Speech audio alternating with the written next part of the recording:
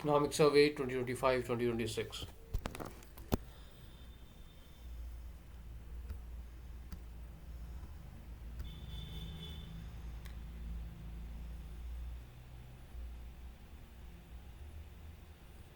Index.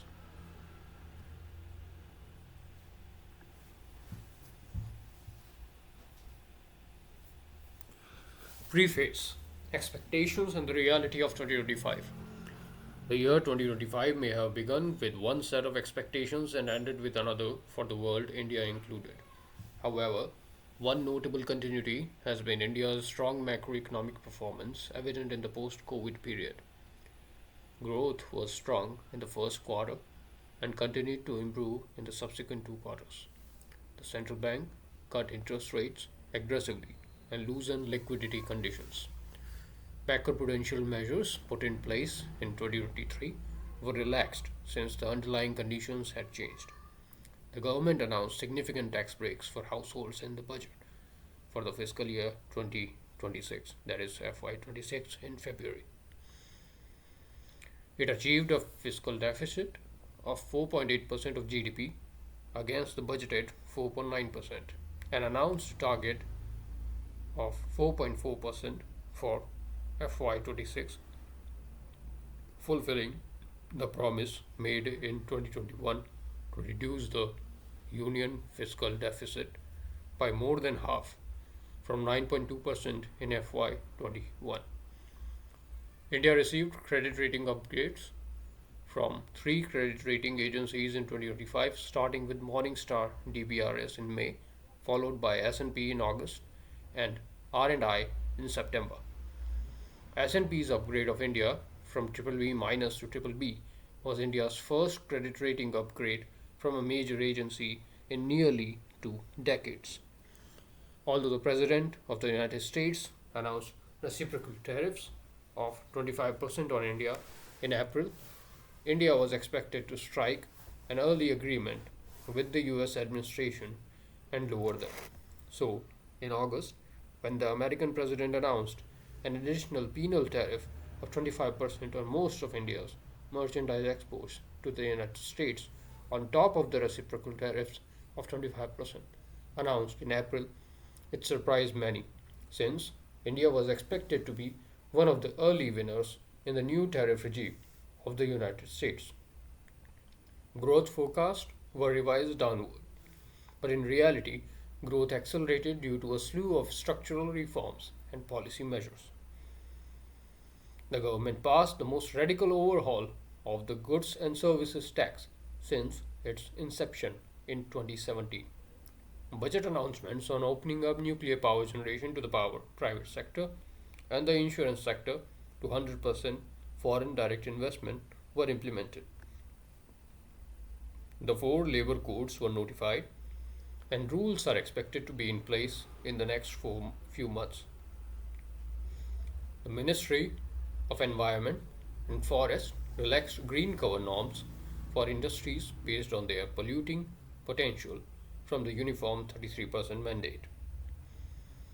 Indiscriminate quality control orders, which adversely affected downstream industries, were put on hold. A sense of dynamism has taken hold in the government. Fast forward 5 months, and India is now anticipating a full year real growth rate of over 7%, with another year of real growth at or near 7%. There is one wrinkle in the ointment, however. The paradox of 2025 is that India's strongest macroeconomic performance in decades has collided with a global system that no longer rewards macroeconomic success with currency stability, capital inflows, or strategic insulation. A victim of geopolitics and a strategic power gap. The Indian rupee underperformed in 2025. India runs a trade deficit in goods. Its net trade surplus in services and remittances is not enough to offset it.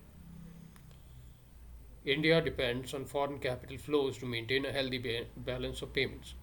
When they run drier, rupee stability becomes a casualty. Growth is good.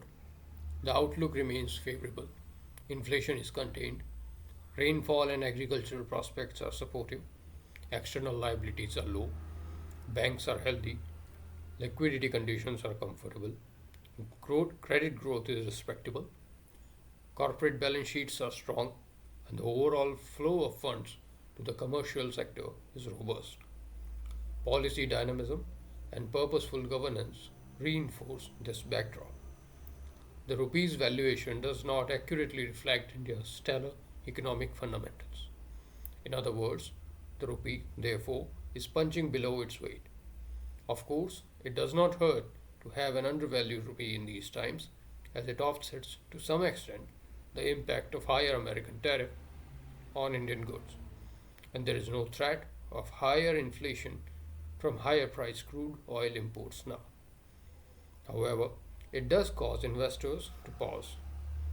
Investor reluctance to commit to India warrants examination. Australia based Lowy Institute's Power Gap Index suggests that India is operating below its full strategic potential.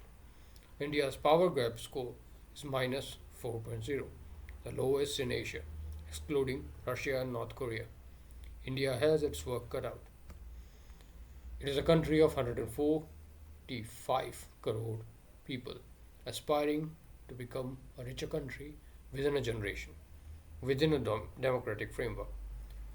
India's size and democracy preclude the possibility of templates worthy of emulation. With a global dominant power rethinking its economic and other commitments and priorities, throwing global trade into a welter of uncertainty and global frictions mounting and fault lines widening, India's economic ambitions are confronting powerful global headwinds.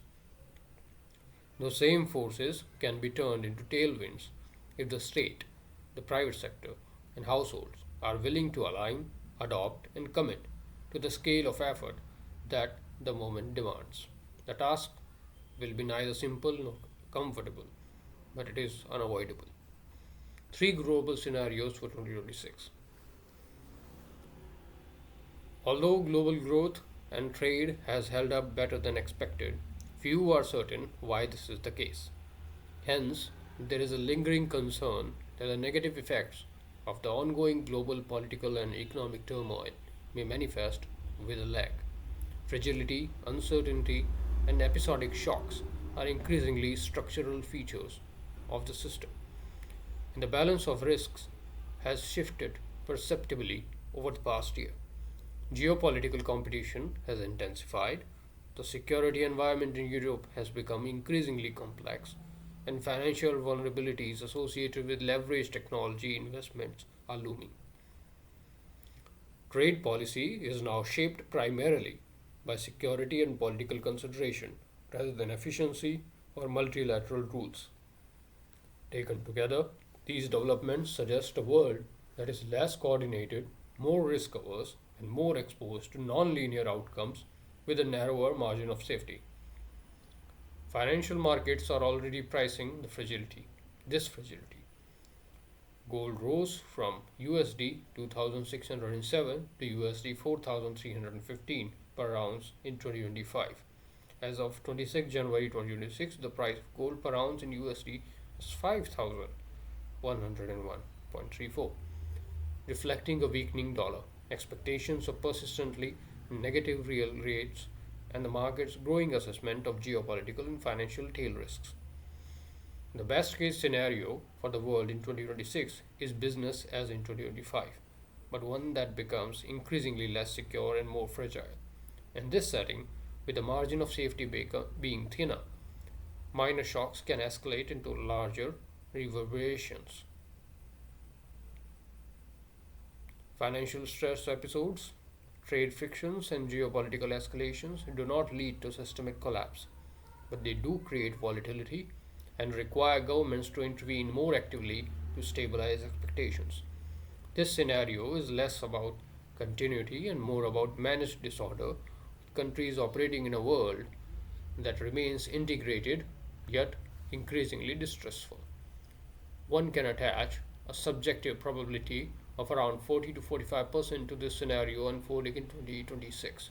Reflecting this is the Global Economic Policy Uncertainty Index.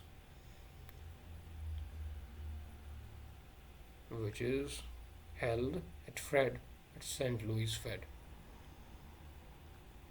which is near its worst reading of 2020, excluding the sharp spike in April 2025 at the introduction of reciprocal tariffs. Fear lingers. That brings us to the second scenario. In this scenario, the probability of a disorderly multipolar breakdown rises materially and cannot be treated as a tail risk. Under this outcome, strategic rivalry intensifies. The Russia Ukraine conflict remains unresolved in a destabilizing form, and collective security arrangements unravel. Trade becomes increasingly explicitly coercive, sanctions and countermeasures proliferate, supply chains are realigned under political pressure, and financial stress events are transmitted across borders with fewer buffers and weaker institutional shock absorbers.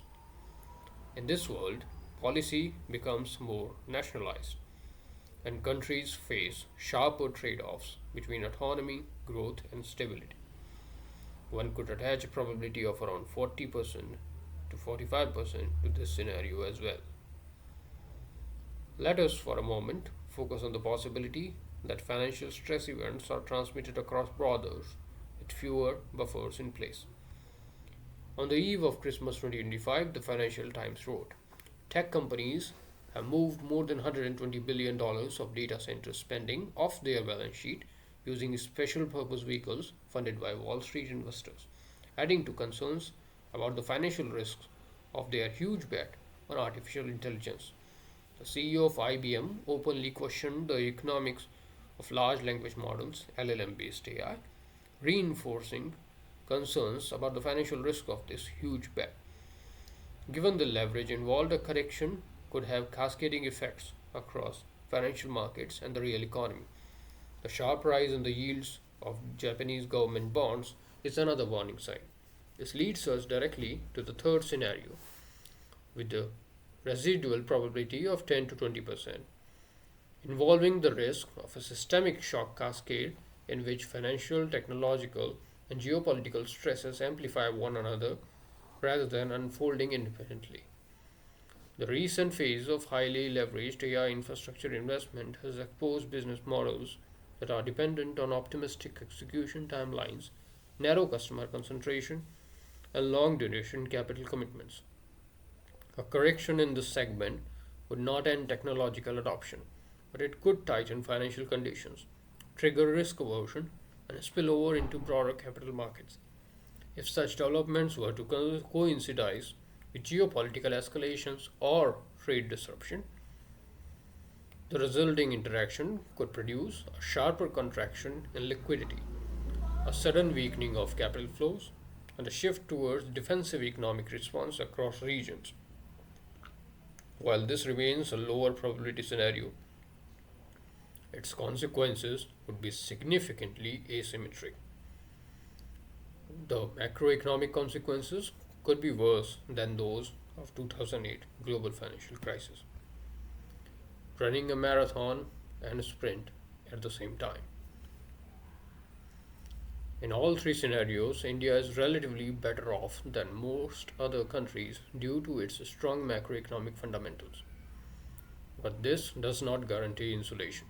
The country benefits from a large domestic market, a less financialized growth model, strong foreign exchange reserves, and a credible degree of strategic autonomy. These features provide buffers in an environment where financial volatility is imminent and geopolitical uncertainty is permanent. At the same time, three scenarios pose a common risk for India: disruption of capital flows and the consequent impact on the rupee. Only the degree and the duration will vary. In a world of geopolitical turbulence, this may not be confined to a year, but could be a more enduring feature. In response, India needs to generate sufficient investor interest and export earnings in foreign currency to cover its rising import bill, as, regardless of the success of indigenization efforts, rising imports will invariably accompany rising incomes. This has been the historical global experience. Economic policy must focus on the stability of supply, the creation of resource buffers, and the diversification of routes and payment systems. 2026 may mark the point at which policy credibility, predictability, and administrative discipline cease to be mere virtues and instead become strategic assets in their own right, with lasting relevance. The appropriate stance for 2026 is therefore one of strategic sobriety rather than defensive pessimism. The external environment will require India to prioritize both domestic growth maximization and shock absorption, with a greater emphasis on buffers, redundancy, and liquidity. Put differently, India must run a marathon and sprint simultaneously, or run a marathon as if it were a sprint. Economic survey reconfigured. In its own way, this economic survey itself reflects the weight of the momentous changes happening elsewhere. First, this edition of the economic survey has seen its depth and breadth deepen and expand respectively. It has 17 chapters and they have been rearranged. The arrangements of chapters, which previously relied on parents, is now based on the depth and time relevance of national priorities. Second, the survey is longer this time than before, due to the range of issues and topics covered. Third, the survey examines three topics of medium to long term interest to us in special essays: the evolution of artificial intelligence, the challenge of quality of life in the Indian cities, and the role of state capacity and the private sector, including households, in achieving strategic resilience and strategic indispensability. To whet your appetite, I discuss below some of the key issues covered in the various chapters in the survey. Managing the Journal Government Deficit. The chapter on fiscal developments deal more extensively with state finances than usual, as concerns over fiscal populism, the crowding out of capital expenditure by cash transfers, and the rise of revenue deficits in states has increased in recent times. The chapter emphasizes that India's fiscal credibility today rests on the deliberate shift towards capital formation and human capital investment, facilitated by strong revenue mobilization and expenditure quality reforms. While the center has achieved consolidation alongside record public investment, rising revenue deficit, and unconditional cash transfers in several states pose emerging risks by crowding out growth enhancing spending. With Indian government bonds now globally indexed and investors increasingly assessing general government finances, weak fiscal discipline at the state level can no longer be treated as locally contained. It increasingly affects the cost of sovereign borrowings. India's 10-year bond yield is 6.7%, while Indonesia is 6.3%, even though both countries have the same credit rating of BBB. States' fiscal priorities perhaps are casting a shadow on the sovereign's borrowing cost, as investors focus on the fiscal parameters of the general government rather than just those of the union government. More importantly, the economic cost of the insidious impact that unconditional fiscal transfers have on the incentives for self improvement, upskilling, and the employability may be more significant in the long term. The cost of capital and external deficit. The chapter Monetary Management and Financial Intermediation makes a deeper claim about why capital remains expensive in India. Beyond the usual proximate explanations such as policy rates, bank spreads, or inflation, the survey argues that India's high cost of capital is a structural macroeconomic outcome. A country that persistently runs current account deficits and depends on foreign savings must, by definition, pay a risk premium to global capital. By contrast, economies that generate sustained external surpluses through export productivity and financial depth can finance investment cheaply and stably at home. India's long run challenge, therefore, is not merely to manage liquidity or credit cycles, but to transform itself into a surplus generating economy. Only then can its cost of capital fall durably. For competitive businesses, the cost of capital is not the only input cost to consider. energy is as important, if not more so. Indian businesses grapple with inverted input costs, whether in freight or electricity tariffs. Net zero transition has the potential to exacerbate this inversion. A recent documentary that can be accessed on YouTube on Britain's industrial landscape is useful in this regard. That is why the chapter on environment and climate change argues for sequencing system readiness and financial reforms to deliver a green competitive growth path without compromising energy security or development objectives. Surplus in service sector matters up to a point.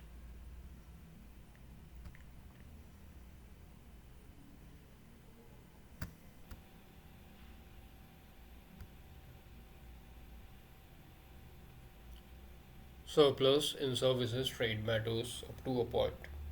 The chapter External Sector examines India's balance of payments and the determinants of the currency strength or weakness, and the returns to FDI in India, reiterating the importance of pursuing global value chains to establish their ecosystem in India.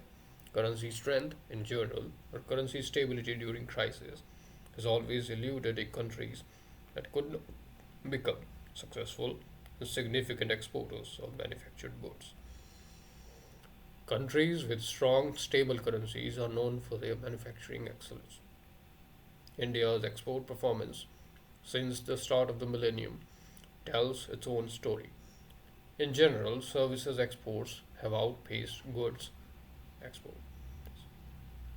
In particular, over the 5 years in 2020, the compounded annual growth rate of total exports has been 9.4%, while that of merchandise exports has been only 6.4%. Services have done much of the heavy lifting, creditable and macro stabilizing, but not a substitute for the goods based export ecosystems that ultimately underpin durable external and currency stability. The information technology enabled services sector has been India's mainstay for growth and exports since the dawn of the millennium. International experience indicates that while service exports are economically valuable, they do not systematically compel broad upgrades in state capacity, as successful firms can bypass weak institutions, relocate easily, and generate limited economy wide pressures on governments to reform. Unlike manufacturing exports, they do not impose hard fiscal employment or logistical constraints on the state, allowing institutional weakness to persist even alongside globally competitive firms. So, manufacturing matters. India's recent trade agreements are proof that we have taken note of this. A significant development in this regard is the recently concluded free trade agreement with the European Union after 3 years of negotiation, which will now require ratification by the European Parliament. In the current global context, the agreement expands market access for India's labor intensive manufactured exports while enabling deeper integration with Europe's technological and manufacturing capabilities. The FTA with Europe can support the continent's efforts to revitalize parts of its manufacturing base and at the same time strengthen India's manufacturing competitiveness, export resilience, and strategic capacity. Realizing the potential of trade agreements requires that we can produce competitively. Getting industrial policy right. Manufacturing competitiveness and exports are important for maintaining long term currency stability and strength. Moreover, when the security of supply of essential and infrastructure goods is no longer assured, manufacturing takes on a far greater strategic dimension. This creates a strategic need for resilience, which must, however, be balanced against the risk that high protection in upstream sectors, for example, textile fiber, steel, and aluminium, raises costs for a much larger set of firms engaged in export oriented production. Upstream industrialization succeeds only when disciplined by global competition. Protection that insulates it instead functions as a tax on downstream manufacturing and export performance. In that sense, decisions about what not to protect can be as important as decisions about what to support. That is what the East Asian experience, starting with Japan, reminds us of.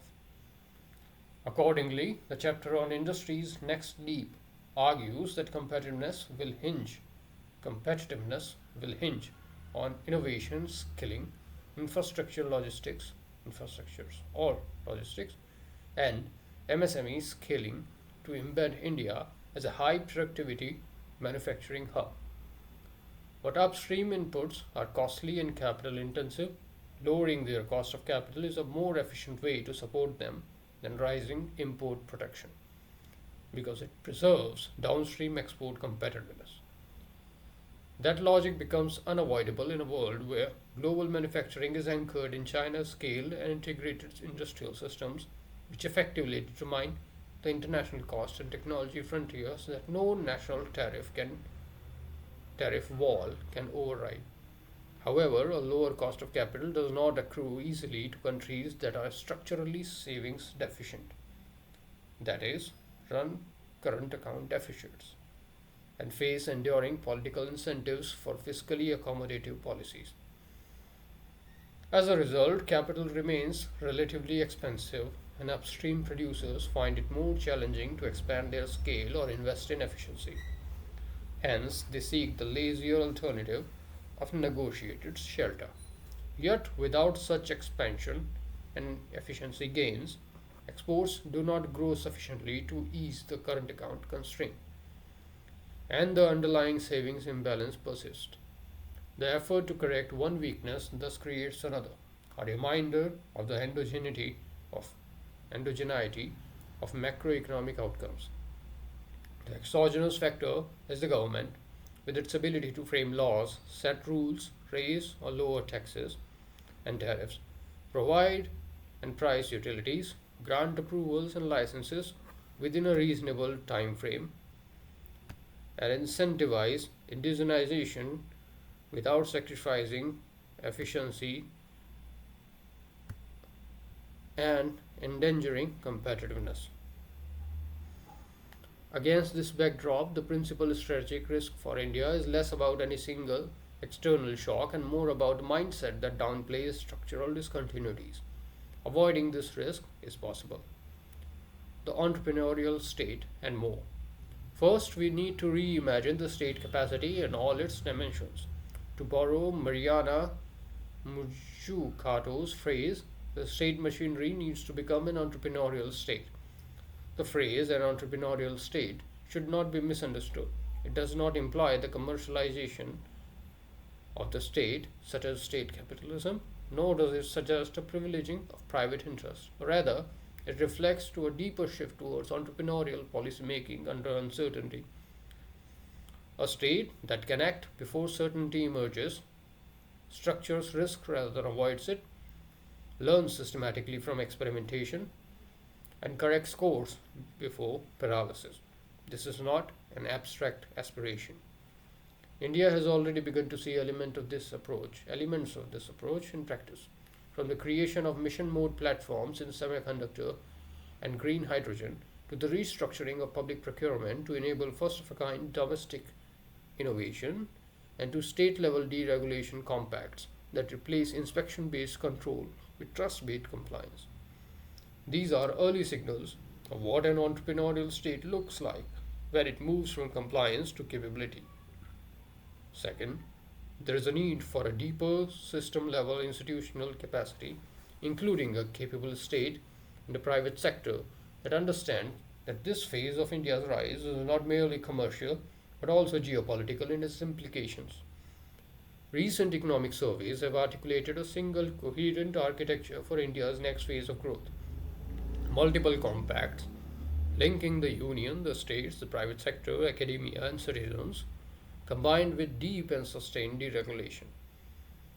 These are not separate themes but mutually reinforcing elements of a system in which the state sets direction, markets allocate effort, and society provides legitimacy. The state alone cannot pull the chariot of economic and social progress. The chapter on education and health focuses on the role of the private sector and citizens in managing obesity, non communicable diseases, and digital addiction, and on stronger education skill industry linkages to build a future ready workforce.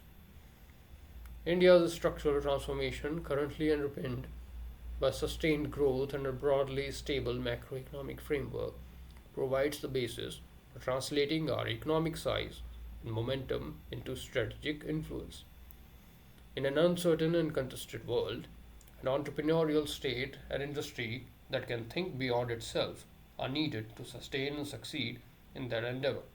For starters, it means the large private corporate sector eschewing the habit of seeking negotiated shelter, particularly at the expense of downstream small and medium enterprises being open to import competition and becoming externally competitive. The final chapter in two parts of this economic survey brings together these three elements: state capacity, the society, and deregulation in the pursuit of Viksit Bharat and global influence. A strong and stable currency would be a natural corollary of that. Ultimately, in a democracy, the state is the agency empowered to deliver and entrusted with the responsibility for development. For it to deliver on that goal, it must upskill and reskill and mentally prepare to play a different game because the terrain is different and even hostile. The old rules no longer apply and the new rules are not yet in place. There is no other choice. A possible eruption of multiple global crises, which presents an opportunity for India to play a meaningful role in shaping the global order that emerges, necessitates the most agile, flexible, and purposeful governance that India has ever been called upon to muster since its independence. Drawing on Michael Buckley's work on national power, the survey frames power as a product of productive force, institutional quality, and strategic concentration. India has indeed achieved a good deal on the first two elements, and it is equally true that much remains to be done. Historic transition moments such as these carry a subtler danger that institutions mistake procedure for purpose. Joseph Heller's metaphor of a catch 22 captured how systems was once built to ensure safety and order can end up entrapping those they are meant to serve. Where every rule is followed, the outcome grows steadily more irrational. In a world of compounding shocks and geopolitical strain, India's challenge is not merely to design better policies but to ensure that rules, incentives, and administrative reflexes serve national resilience. Policy reforms do matter. Process reforms, arguably, even more so. More so. Processes define the interaction between government and the governed. So, they make all the difference to the success or failure of policy intent and reforms. Signs are very promising. The deregulation and smart regulations initiatives undertaken by states in the last year, in particular, provide ample grounds for optimization that the state machinery is capable of reinventing itself and its mission, shifting from regulation and control to enabling. Together with the union government's economic reforms and other policy initiatives, this signals that the state understands the significance of the challenge and the need to rise to it.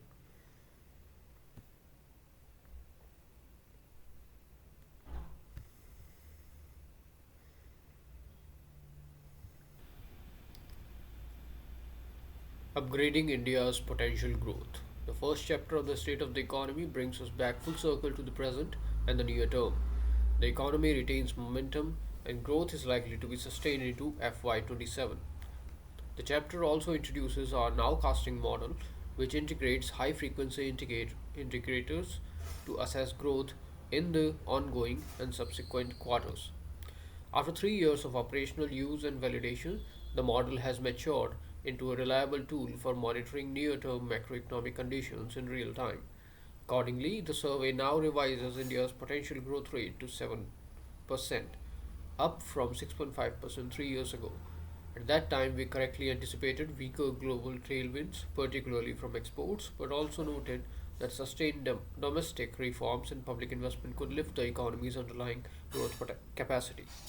That possibility is now being realized. The expansion of infrastructure, illustrated by the doubling of the airport network over the past decade, and the rapid growth of movement through inland waterways, is easing logistical constraints and raising economy wide efficiency.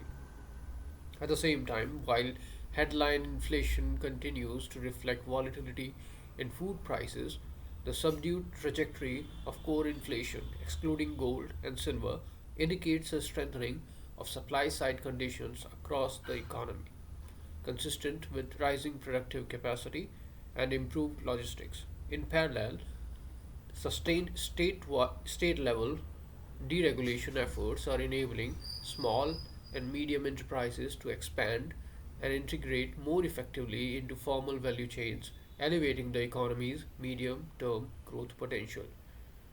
श्रेयश्च प्रेयश्च मनुष्यमेतस्तो संपरित्य विविनत धीरः श्रेयो हि धीरोऽभि प्रेयसो वृणीते प्रेयो मन्दो योगक्षेममाद वृणीते. Yama's message in the Kathopanishad is timeless. Every moment asks us to choose between Shreya, the enduring good, and Preya, the fleeting comfort. The mature mind chooses Shreya, the immature mind settles for Preya. In other words, the country stands to gain immensely when all of us embrace delayed gratification. The global environment is being reshaped by geopolitical realignment that will influence investment, supply chains, and growth prospects for years to come. Against today's global churn, India must choose to build resilience, innovate relentlessly, and stay the course toward Viksit Bharat rather than seek quick fixes to visible short term pressures. The good news is that, on balance, the evidence presented in this survey shows that India will choose well. It is time to step aside and let you dive into the economic survey. I hope you enjoy reading it and find the contents both enriching and enlightening. There are countless people to thank for the product in your hands. All errors are mine. V. Anantha Nageshwaran, Chief Economic Advisor, Government of India, January 29th, 2026.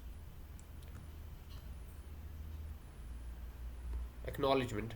Consistent with tradition, the Economic Survey 2025-26 is a product of team endeavor. Honorable Finance Minister Srimati Nirmala Sitharaman's suggestions early in the process, insights and perspectives prompted deeper reflections and enriched the exercise profoundly. The survey extends sincere gratitude to the Honorable Minister of State for Finance Sri Pankaj Chaudhary, the Cabinet Secretary Sri T.V. Somanathan, Secretary Expenditure Sri V. Velunam, Secretary DEA Ms. Anuradha Thakur, Secretary Revenue Sri Arvind Srivastava, Secretary DIPAM Dr. Arunesh Chawla, and Secretary Financial Services Sri M. Nagaraju for their steadfast support. Contributors to the survey from core team encompass the Economic Division and Office of CEA and include Chandni Raina, Anuradha Guru, Chanchal C. Sarkar, Rosemary K. Abraham, Kokila Jairam, Aditi Pathak, Deepika Srivastav, Gurvinder Kaur, Arun C. Adete, Meera Sethi, Prachi Singhal, Venkat Hariram Asha, Shruti Singh, Gargi Rao, Ritika Bansal, Monica Mangal, Pradyut Kumar Pain, Pavit, Vishnu K. Venugopal, Manish M. Gade, Vishal Gori, Manju, Rajesh Sharma, Mrityunjay Kumar, Amit Kumar K. Sarvani, Deep Dyuti Sarkar, Rohit Kumar Tiwari, Ajay Ojha, Nikhil Anand, Aman, Sonali Chaudhary, Bharadwaj Adiraju, Meera Unnikrishnan, Akash Pujari, Survi Seth, Ridesh Kumar Gupta, Muna Shah, Brijpal, Shweta, Saloni Chaparia, Siddharth Singh, Suyash Kumar Jha, Alan George Jose or Jose, and personal staff of the officers. Their dedication and perseverance, often burning the midnight oil, radiate throughout the chapters. In addition, the initiative benefited from the active involvement of several officials in the Department of Economic Affairs. Kapil Patidar, Sayyid Jubir Naqvi, Imtiaz Ahmad, Tulsi Priya Rajkumari, Aparajita Tripathi, Yash Radha, Aarti Garg, Ram Pravesh Kumar, Sonam Chaudhary, and Snehil Shandilya. Apart from the above, various ministries, departments, and organizations of the Government of India collaborated in their respective sectors. These include NRI, Piyush Srivastava, Anuja Bapat, Kusum Mishra, Aman Sharma, Ritu Jain, Preeti Nath, Sudha Kesari, C. Vanlal Ramasanga, Indrani Kaushal, A. Sirja, Vijay Kumar Behra, Sonia Pant, Lal Sang Glur, J. Rajesh Kumar, Neela Mohanan, Saju K.S., Kamketang Gite, Rajshri Ray, Sangeeta Saxena, Manik Chandra Pandit, Shakil Alam, Yogesh Suri, Rajiv Mishra, Anthony Syriac, Puneet Bhatia, Seema Jain, Saurabh Didi, Rajiv Kewani, Surajit Karthikeyan, Anusri Raha, Ram Singh, Sadhna Srivastava, Brijesh Kumar Patel, Chandradeep Kumar Jha, Alpana Vats, Pawan Sharma, Akhilesh Sharma, Kumar Sundaram, Shikha Singh, Neeraj Kumar, Jyoti, Naveen Kumar, Dipender Rathore, Ravi Yadav, Shambhu Kumar Singh, Vikas Kumar, Virendra Sharma, P.K. Abdul Karim, Anurag Sharma, Shubham Bachchal, P. Sangeet Kumar, Shefali Dhingra, Manoj Kumar Singla, K.M. Krishnan, Yogita Swaroop, Sanjeev, Chandramani Sharma, Atul Kumar Sharma, Asvendra Gupta, Pankaj Yadav, Manoj Behra, Natasha, Santosh Sinha, Bharat Chandra Raut, Diksha Supial Bisht, Isha Khosla, Rahul Chaurasia, Mahesh Kumar, Sanjay Kumar, Sukhdeep Singh, Manvendra S. Rathod, Kaustubh Rajput, Abhishek Acharya, Unmana Sarangi, Lipika Roy, Sutanuka Sarkar, Swathi S. Senan, Rahul Bhatia, Rashmi Shitole, Ritika Gupta, Sitaram Meena, Rimjim D. Desai, Pratibha A., Shashi Ranjan Verma, Utpal Nath, V. Raghunath, Madhu S. Nair, N. Kala Selvi, Rohit Kumar, K. S. Regimon, Shoyab Hamid Kalal, Amritpal Kaur, Anu Verma, Khushbu Meena, Digambar Swain, Manash Kumar Roy, Sweta Satya, Rishi Kant, Manish Sharma, N.C. Matthew, Manish Bindal, Baidhar Swain, and Santosh Kumar. Views and comments from the state governments of Meghalaya, Odisha, Tamil Nadu, and Kerala significantly enhanced the survey. We also acknowledge with thanks BVR Subramaniam and his team at Niti Aayog for their valuable support in AI assisted data analytics and visualizations for the economic survey. Various industry bodies, public institutions, and private sector entities, including SEBI, RBI, IBPI, IFSCA, GIFT City, PFRDA, IRDAI, DGCIS, SIDBI, ISB, IFC, NIPFP, NASSCOM, CDOT, Artha Global, Good Business Lab, EI Educational Initiative participated in the process. Furthermore, we are thankful for the constructive discussions with MS Sahu, Nandan Nilekani, Subrato Bagchi, Tirthankar Patnaik, Mirik Gori, Behram Vakil, Abdur Rab, Rahul Ahlwalia, Yuvraj Ketan, C Veeramani, Prerna Prabhakar, Lovish Bhandari, Harsh Kumar Bhanwala, M Moni, Maitreya Ratan, Arun Gupta, Suchita Dutta, Shobhit Mathur, Rukmini Banerjee, Shridhar Rajagopalan, Neha Garg, Devi Prasad Mittal, Anirudh Srivastava, Srivatsa, Anirudh Srivatsa, अनुर्भा Ghosh, Parameswaran Iyer, Richard Damania, Ashish Verma, Ashwathi Dilip, Shalabh Goyal, Niranjan Radha Shah, Prachi Mishra, Rahul Bajoria, Sajid J Chinoy, Z Chinoy, ji Chinoy, Devesh Kapoor, N R Bhanumurthy, Digvijay Singh Negi, M Rahul, Shankar Maruwada, M Vidyasagar, Swami Manohar, Rahul Matthan, Pratyush Kumar, Kamya Chandra, Lalitesh Karagadda, and Jigar Halani for offering their in depth sectoral insights. Able administrative support was given by Manoj Sahai, Aparna Bhatia, Jasbir Singh, Susruta Samanta, Ajay Kumar Singh, Dalip Kumar, Pankaj Kumar, Devendra Kumar, Rahul Goyal, and other staff members of the DEA. Hindi translations of the survey is credited to the tireless efforts of Pushpalata, Manoj Kumar Thakur, Harish Singh Rawat, Anupam Arya, Samata Rani from Hindi section, DEA and Rekha Sharma, Gautam Sharma, Sachin Kumar Gupta, Manoj Kumar, Ranjita Shaw, Ravish Ranjan, Ravishankar Meena, Poonam Verma, and Manish Bhatnagar from the Central Translation Bureau.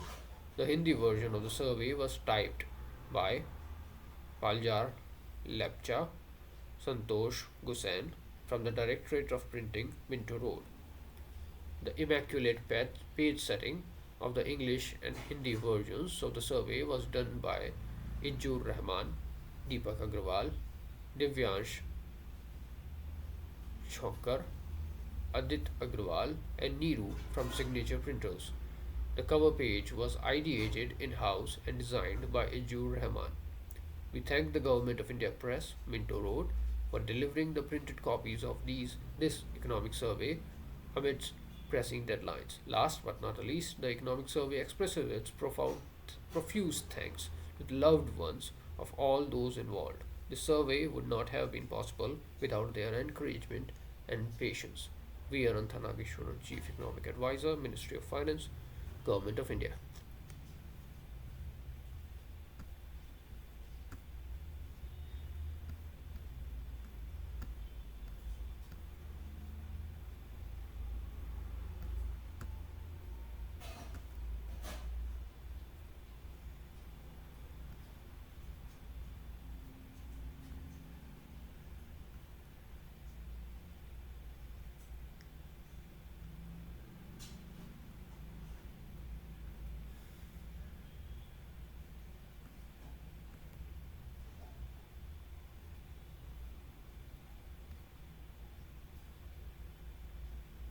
Chapter 1, State of the Economy, Pushing the Growth Frontier.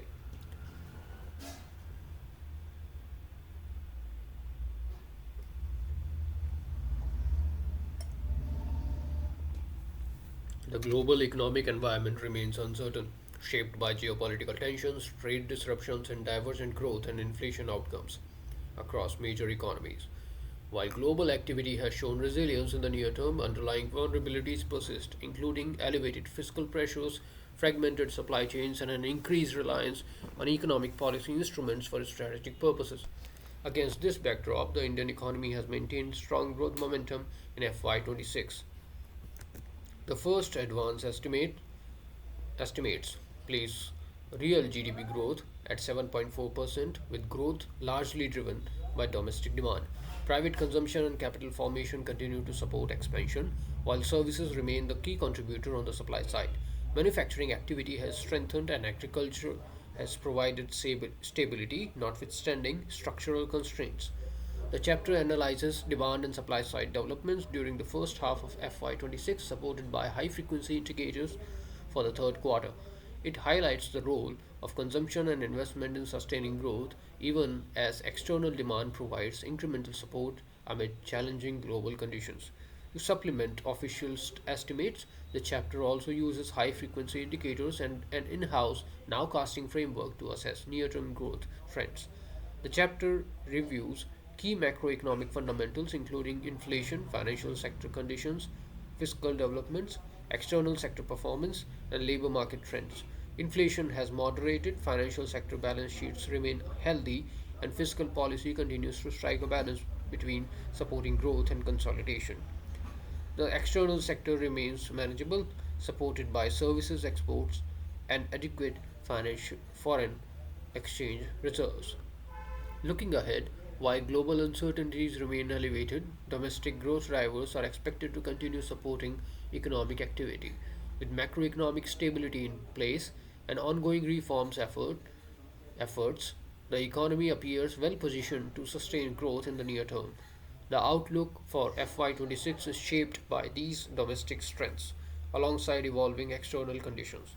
The chapter concludes that India's medium term growth potential has strengthened to 7%, positioning the economy on a path of steady expansion amid global uncertainty. Global economic growth, fragile and diverging. Since the last version of economic survey was published, the global economy has been subjected to multiple upheavals. The most disruptive among these disturbances was the imposition of tariffs by the USA on imports from its trade partners.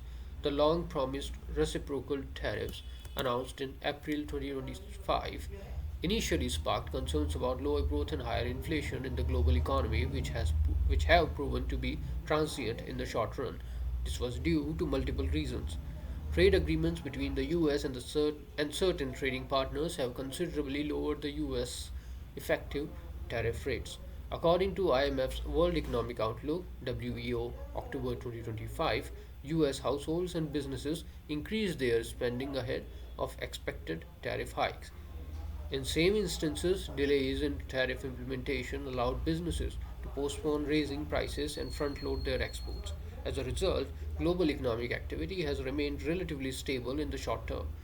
This is reflected in IMF's projection of growth and inflation for advanced economies (AEs) and emerging markets and developing economies (EMDEs) made at various points in time between January 25 and January 26. Table 1.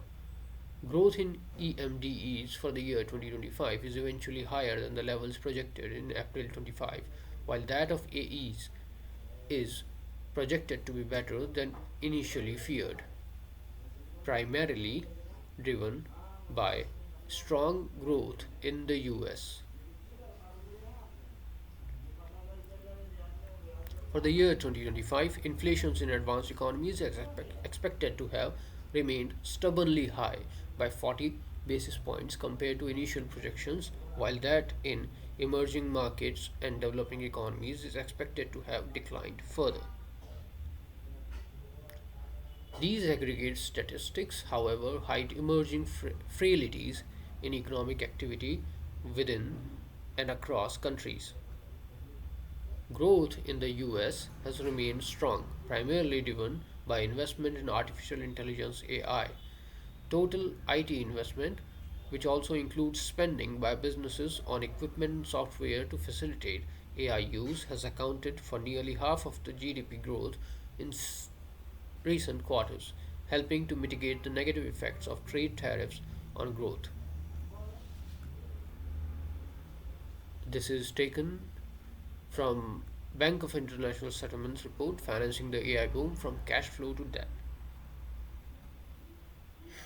This strong growth has been accompanied by inflation remaining stubbornly above the 2% target and a rising unemployment rate.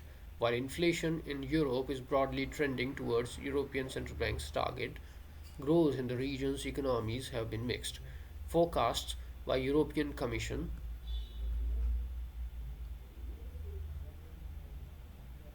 Autumn 2025 forecast show continued growth despite challenging environment, economy and finance by European Commission Directorate General for Economic and Financial Affairs. Forecasts by the European Commission indicate that growth rates in Germany, Italy, and France are expected to remain moderate, while Spain is anticipated to outperform. In Asia, the Chinese economy continues to face deflationary pressures amid headwinds stemming from the crisis in its property sector, indicating tepid domestic demand, even as Chinese merchandise exports remain a key drivers of its growth. Growth in the Japanese economy remained moderate, while inflation continues to exceed the Bank of Japan's target of 2% BOJ. Globally, the shift from aggressive monetary policy tightening to a neutral or accommodative stance is still underway. However, the aforementioned variance in growth inflation dynamics has led to divergent trajectories of central bank policy rates across the economies. Chart first 1, first 2. This has implications for capital flows as fund houses trot the globe in search of higher yields. Amidst ongoing weaknesses in growth and inflation, fiscal policies in major economies stay expansionary, while the projected primary deficits for 2025 are generally smaller than the record deficits of 2020 and 2021 when substantial fiscal stimulus was used to address the pandemic impact. They are still significantly higher than pre pandemic levels, except in Brazil and India. Chart 1.3. Long term borrowing costs for the world's biggest economies have stayed elevated as investors question the abilities of government to cover massive budget deficits. These pressures are showing in elevated bond yields across major emerging advanced economies, particularly in the ultra long tenure segment. Chart 1.4. Earlier in May 2025, 30-year bond yields reached a peak of 5.15% in the US, approaching levels last seen in 2007. Those in Japan exceeded the highest on record in data since 1999, with auctions in both countries drawing tepid demand. Long dated bonds in the UK, Germany, and Australia also face selling pressures. Such is taken from Bloomberg article. Global economic uncertainty remains elevated compared to historical trends. Chart 1.5. Primarily on account of fragmentation in geopolitical relationships and lower visibility on policy continuity. This, coupled with the aforementioned macroeconomic developments, has led to a deterioration in global foreign direct investment (FDI) flows, as per United Nations Conference on Trade and Development (UNCTAD) UNCTAD World Investment Report 2025. FDI flows in 2024, barring those in certain conduit economies, declined by 11% year on year. Chart 1.6. Capital flows are also increasingly being shaped by the surge in demand across the AI supply chains in few countries.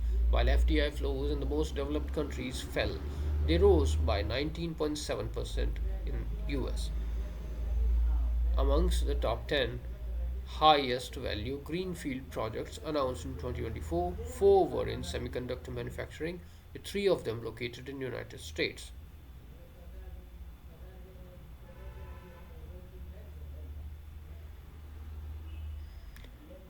Data center development is also expanding rapidly, driven by growing digital demand and strategic industrial policies.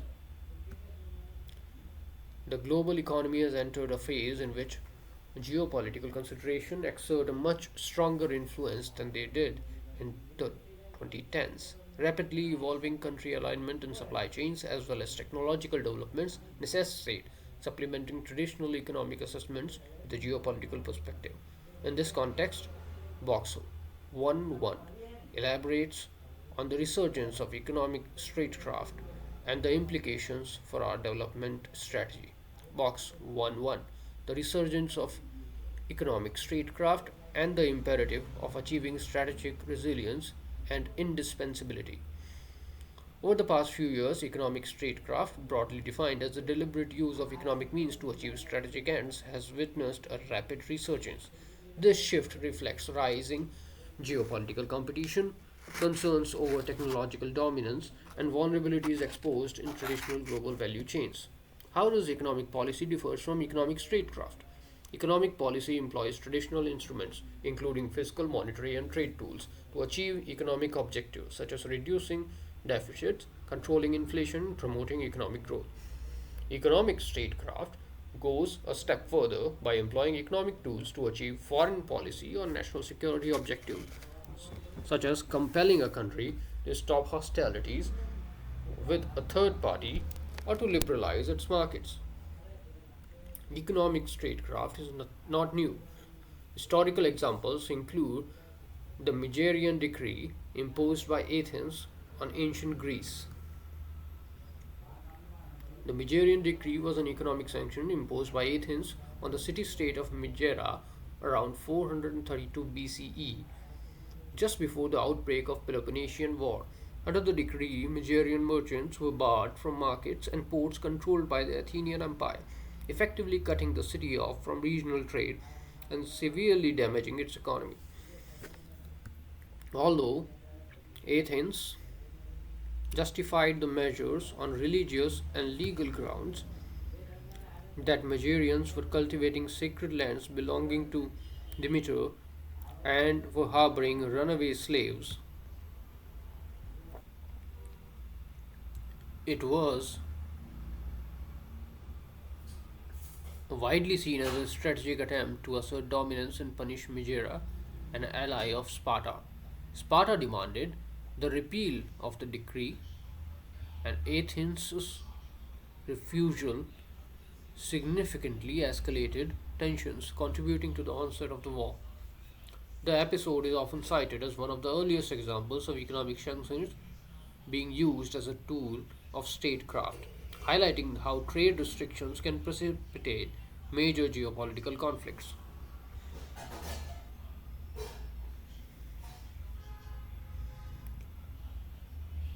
Historical examples include the Megarian decree imposed by Athens in ancient Greece and the Roman Empire's grain provisioning system, Cura Anioni.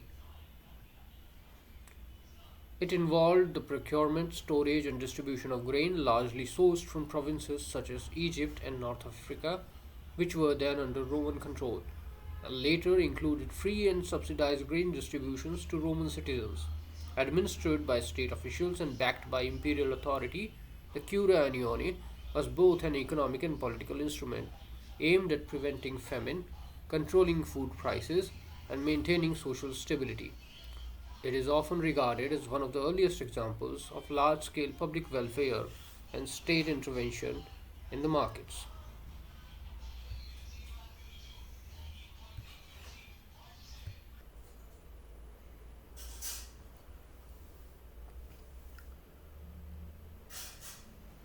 Administered by state officials and backed by imperial authority, the Cura Anioni was both an economic and political instrument aimed at preventing famine, controlling food prices, and maintaining social stability.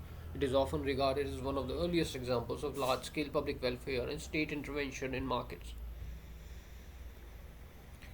Historical examples include the Megarian decree imposed by Athens in ancient Greece and the Roman Empire's grain provisioning system, Curia Anioni. Kautilya's Arthashastra is recognized as a systematic treatise on statecraft that integrates economic governance with political and strategic imperatives. In the modern world, recent experience illustrates that economic interdependence, once viewed as a source of mutual stability, is now increasingly perceived as a channel of vulnerability. Disruptions during the pandemic, the weaponizations of energy and finance during geopolitical conflicts, and the growing use of export controls in advanced technology sectors have underscored the limits of efficiency driven global integration. Advanced and emerging economies alike are therefore re evaluating their exposure to concentrated supply chains, critical raw minerals, and key technologies, often under the pretext of security. The drivers behind the resurgence of economic statecraft include, but are not limited to, the following. Across regions, the resurgence of ultranationalism rooted in the claims of cultural superiority and an anti immigrant stance is increasingly shaping political and policy choices. This shift is narrowing the space for multilateral cooperation and rule based trading, while hardening the domestic borders and constraining labor mobility. Overall, this has reoriented economic strategies towards inward looking priorities. A growing number of nations are becoming increasingly skeptical of free trade and multilateral institutions, which are believed to have led to large and concentrated global trade imbalances. In geology, the Earth's crust remains stable because creation and destruction proceed in balance. New crust is continuously born at the mid Atlantic ridge, while old crust is absorbed at subduction zones around the Pacific. This geological fact offers a powerful metaphor for the global economic order, where stability likewise depends on a steady equilibrium between producers who generate surpluses and consumers who absorb them. When large surplus and deficit nations diverge in the pace of creation and absorption, the resulting imbalances generate stress that fractures the global economic landscape. The lack of updated global norms to govern competition, investment, and subsidies across different development models, which led to the build-up of imbalances and strategic distrust, is fostering a more fragmented and polarized global order, accompanied by a weakening both institutional and financial of traditional standard setting international bodies. Consequently, geopolitical tensions have intensified. Armed conflicts have flared up in Eastern Europe and Western Asia after decades of relative peace. Even traditionally pacifist nations like Japan have upped their defense spending to 2% of their GDP. Strategic competition is increasingly fueling trade wars, while nations vie for access to critical minerals and technological resources in a manner reminiscent of a new colonial scramble. Given this, and in the aftermath of COVID-19 pandemic, companies are looking to manage their supply chains in a manner that reduces geopolitical risk in order to minimize the chances of disruptions and bottlenecks. Governments are engaging in this process by incentivizing companies to develop local supply chains in the strategic sectors and to adopt friendshoring and nearshoring. See chart 4.1 in the chapter 4.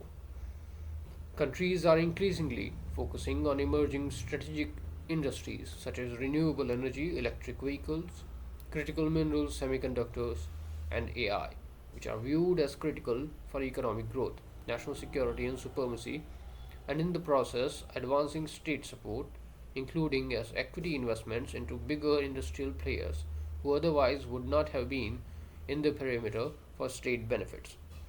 Economic statecraft can manifest as either carrots or sticks, depending on the objective and the parties involved.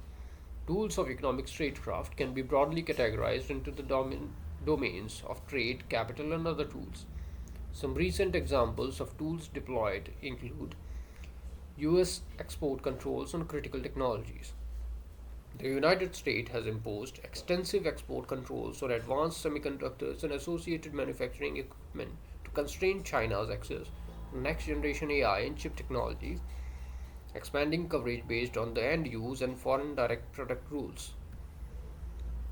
Foreign direct product rules are provisions in the US export control law that allow the US to regulate certain goods made outside of US if those goods are produced using US origin technology, software or manufacturing equipment and are destined to a restricted end user, for example, a sanctioned firm or a country.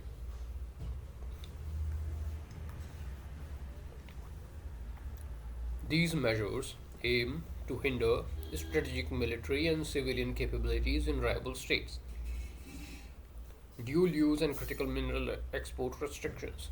China has tightened export licensing and controls on key rare earth elements and permanent magnet materials essential for defense electronics and energy transitions. In the early 2026, China banned certain dual use item exports to Japan, including materials crucial to the automotive and technology sectors in response to diplomatic tensions. It is reported by Reuters. China curbed rare earth exports to Japanese companies after dual use ban, reported by Wall Street Journal. Sanctions and blacklist. Chinese authorities have added foreign defense and technology firms to unreliable entities lists, restricting trade and investment in response to perceived national security threats, while Western nations have used sanctions against Russian entities to constrict war related supply chains. Tariffs. Rolled out in 2023 and fully effective from 2026, the EU Carbon Border Adjustment Mechanism (CBAM) puts tariffs on imports like steel and cement based on embedded emissions targeting high pollution exporters, that is, for example, China, India, as classified under EU methodology to protect European industry alongside achieving climate goals. Fiscal policy.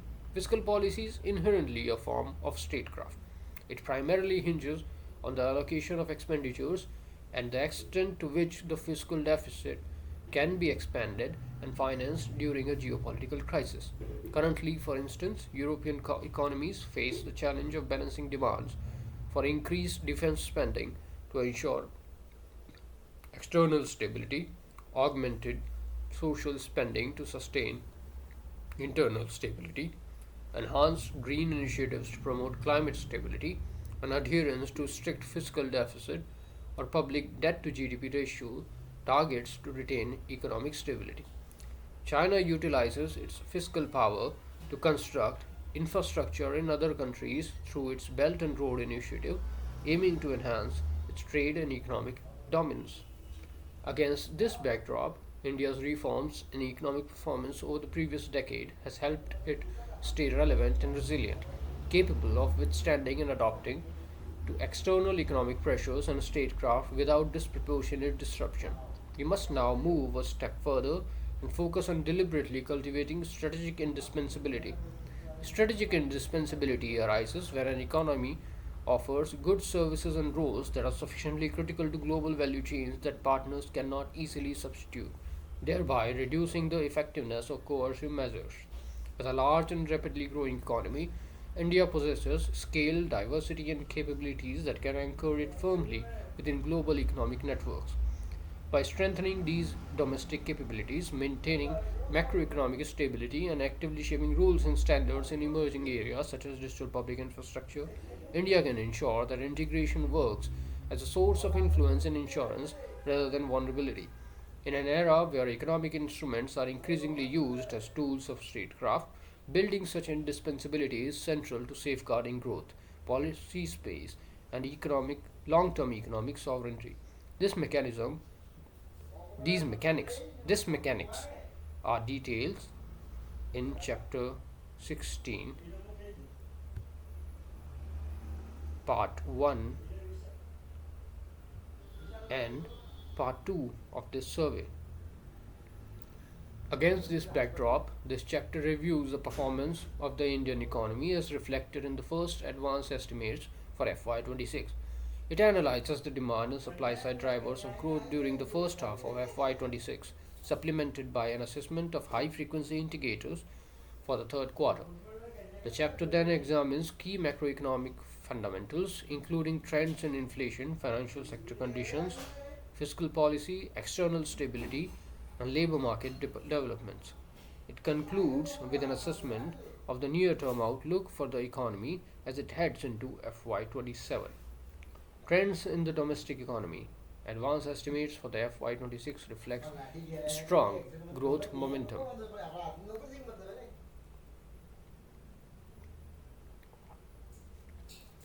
Even as the global economy navigates uncertainty, India continues to chart a strong growth path as reflected in the first advanced estimate, that is FAE, for the FY26 released by the Ministry of Statistics and Program Implementation, MOSPI. These estimates place the real GDP growth rate at 7.4% and the GVA growth rate at 7.3%, surpassing earlier projections by various agencies and our own estimates in the Economic Survey of 24-25, and reaffirming India's status as the fastest growing major economy for the fourth consecutive year. On the demand side, domestic demand continues to anchor growth, supported by a strengthening momentum in capital formation. On the supply side, manufacturing activity has gained traction, and services continue to drive overall expansion, led by steady performance in trade, transport, and financial professional services. See Table 1 2A. The following subsection examines the sectoral composition and drivers of growth in first half and implied growth in second half of financial year 26.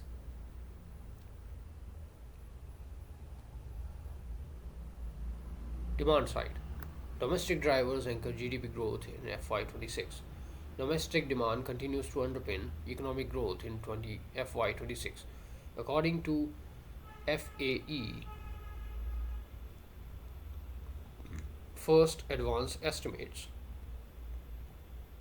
released by the WASPI, the share of final private consumption expenditure PFCE in GDP rose to 61.5% in FY26, the highest level since FY12.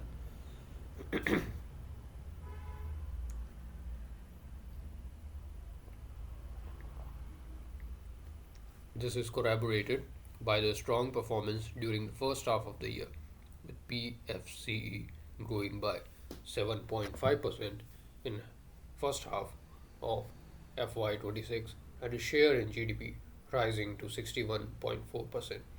This is the fastest growth rate since the first half of FY23 and remains higher than pre-COVID trend of 6.9%. Average PFCE, that is private final consumption expenditure growth during H1 and H2 of FY16 to FY20. This that is shown in chart 1.7. This strength in consumption reflects a supportive macroeconomic environment characterized by low inflation, stable employment conditions, and rising real purchasing power. Moreover, steady rural consumption, bolstered by strong agricultural performance and a gradual improvement in urban consumption, aided by the rationalization of direct and indirect taxes, reaffirm that the momentum in consumption demand is broad based.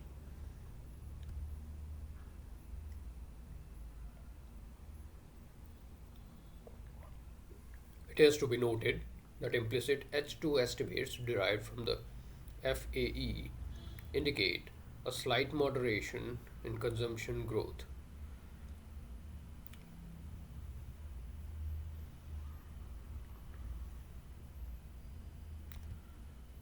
First advance estimates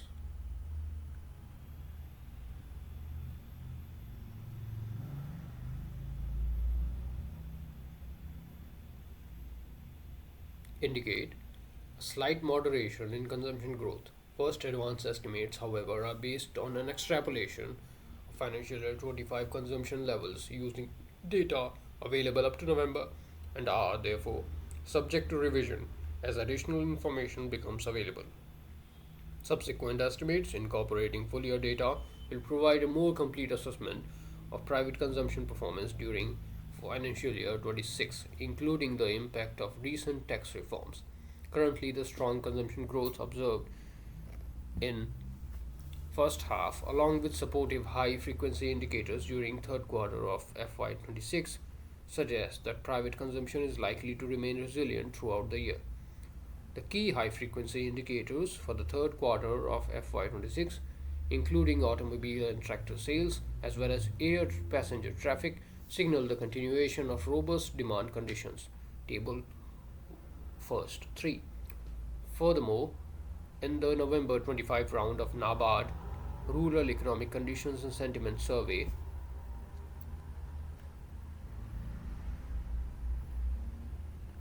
79.2% of the rural households reported increased consumption during the last year, with the share of monthly income spent on consumption rising to about 67%, the highest since the survey's inception.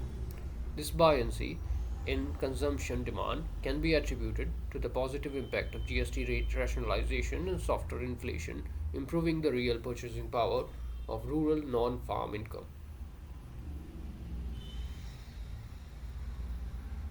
Along with consumption, investment has continued to anchor growth in FY26, with a share of gross fixed capital formation (GFCF) estimated at 30%. Investment activity strengthened in the first half of the year, with gross fixed capital formation expanding by 7.6%, exceeding the pace recorded in the corresponding period last year and remaining above the pre pandemic average of 7.1%. Chart first 9. This momentum was buoyed by sustained public capital expenditure. During the current fiscal year, capex recorded a strong rebound, rising by 28% year on year during April to November 2025. And a revive. This momentum was buoyed by sustained public capital expenditure and a revival in private investment activity, as evident from corporate announcements. As per CMIE database, private corporate investment announcement totaled 14.6 lakh crore rupees in first half of FY26 versus 7.9 lakh crores in first half of FY25 and the previous decadal peak of 11.4 lakh crores in first half of FY24.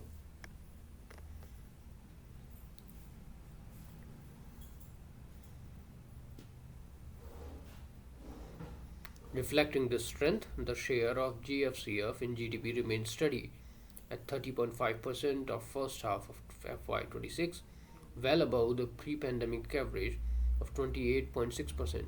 Chart first 10.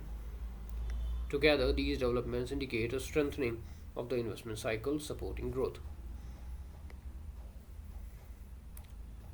The implicit second half estimates of GFCF, that is gross fixed capital formation, for FY26 calculated using first advance estimates or forward advance. What is FA?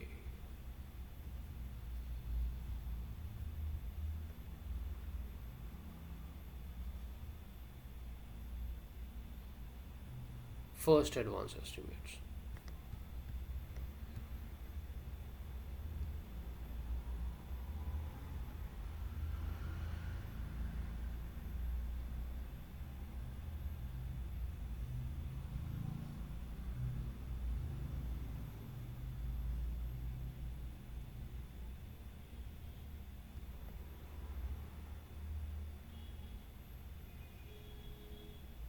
While domestic drivers remain the primary source of growth in FY26, external demand, which is calculated using first advance estimates and first half of FY26, with a share of 21.6% of GDP, also supported growth. In the first half of FY26, exports of goods and services grew by 5.9%, exceeding the growth seen in the same period last year and remaining above the pre pandemic average, supported by trade diversification. Chart first 11.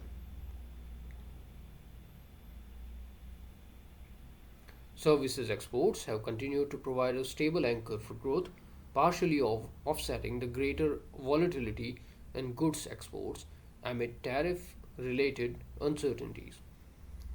The broader external sector dynamics are examined in detail in Chapter 4.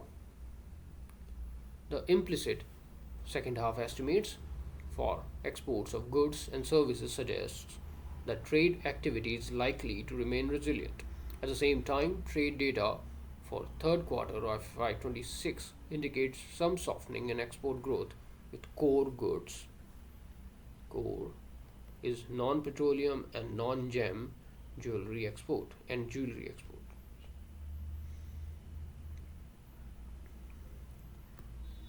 At the same time, trade data for third quarter FY26 indicates some softening in export growth, with core goods and services exports expanding by 3.5% and 1.4% respectively on a year over year basis on account of high base of last year.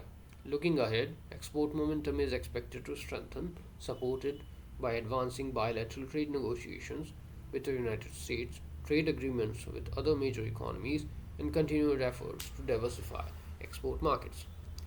Industry and services led supply side growth in FY26. From a supply side perspective, growth in gross value added during financial year 26 was led by the industry and services sector, supported by sustained capital expenditure, improved capacity utilization, and steady demand for services. Agriculture has provided a stabilizing force with output supported by favorable monsoon conditions and steady value addition from allied activities. Agriculture and allied services are estimated to grow by 3.1% in FY26. Agricultural activity in first half of FY26 was supported by a favorable monsoon.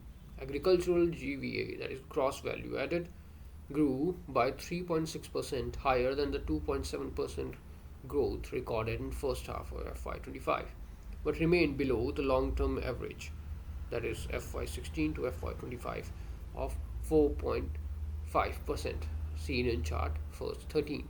This trend reflects the structural characteristics of agricultural growth rather than short-term weather conditions.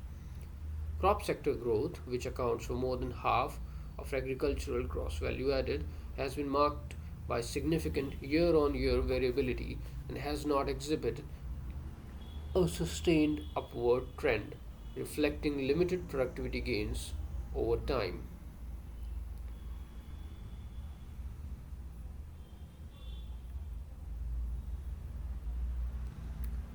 See Chapter 6 for details. By contrast, allied activities, particularly livestock and fisheries, have grown at a relatively stable rates of around 5 to 6%. See chart verse 14.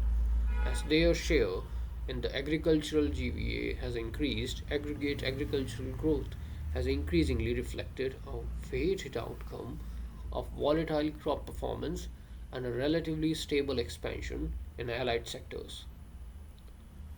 Rabi sowing has been progressing well, aided by replenished reservoir levels, adequate soil moisture, and sufficient availability of inputs. As of 16 January 2026, areas sown under major crops, wheat and gram, are respectively 1.9% and 5.1% higher than corresponding period last year. Agricultural supply prospects therefore remain supportive.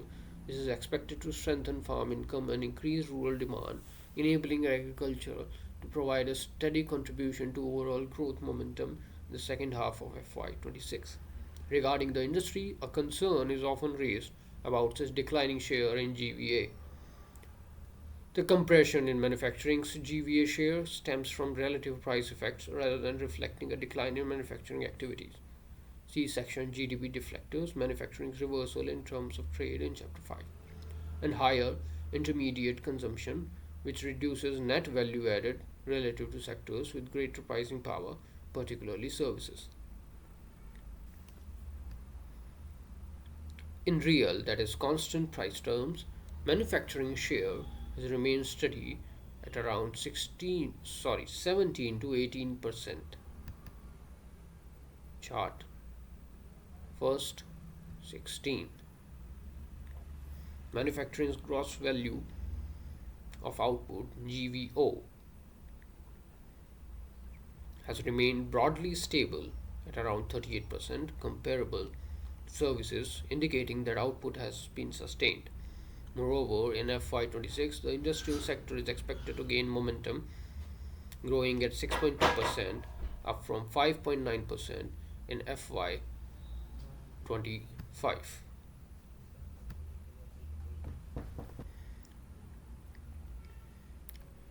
Which reduces net value added relative to sectors with greater pricing power, particularly services. In real constant price terms, manufacturing share has remained steady at around 17 to 18%. Chart first 16. Manufacturing's gross value of output, that is GVO, has remained broadly stable at around 38%, comparable to services, indicating that output has been sustained. Moreover, in FY26, the industrial sector is expected to gain momentum, growing at 6.2%, up from 5.9% in FY25.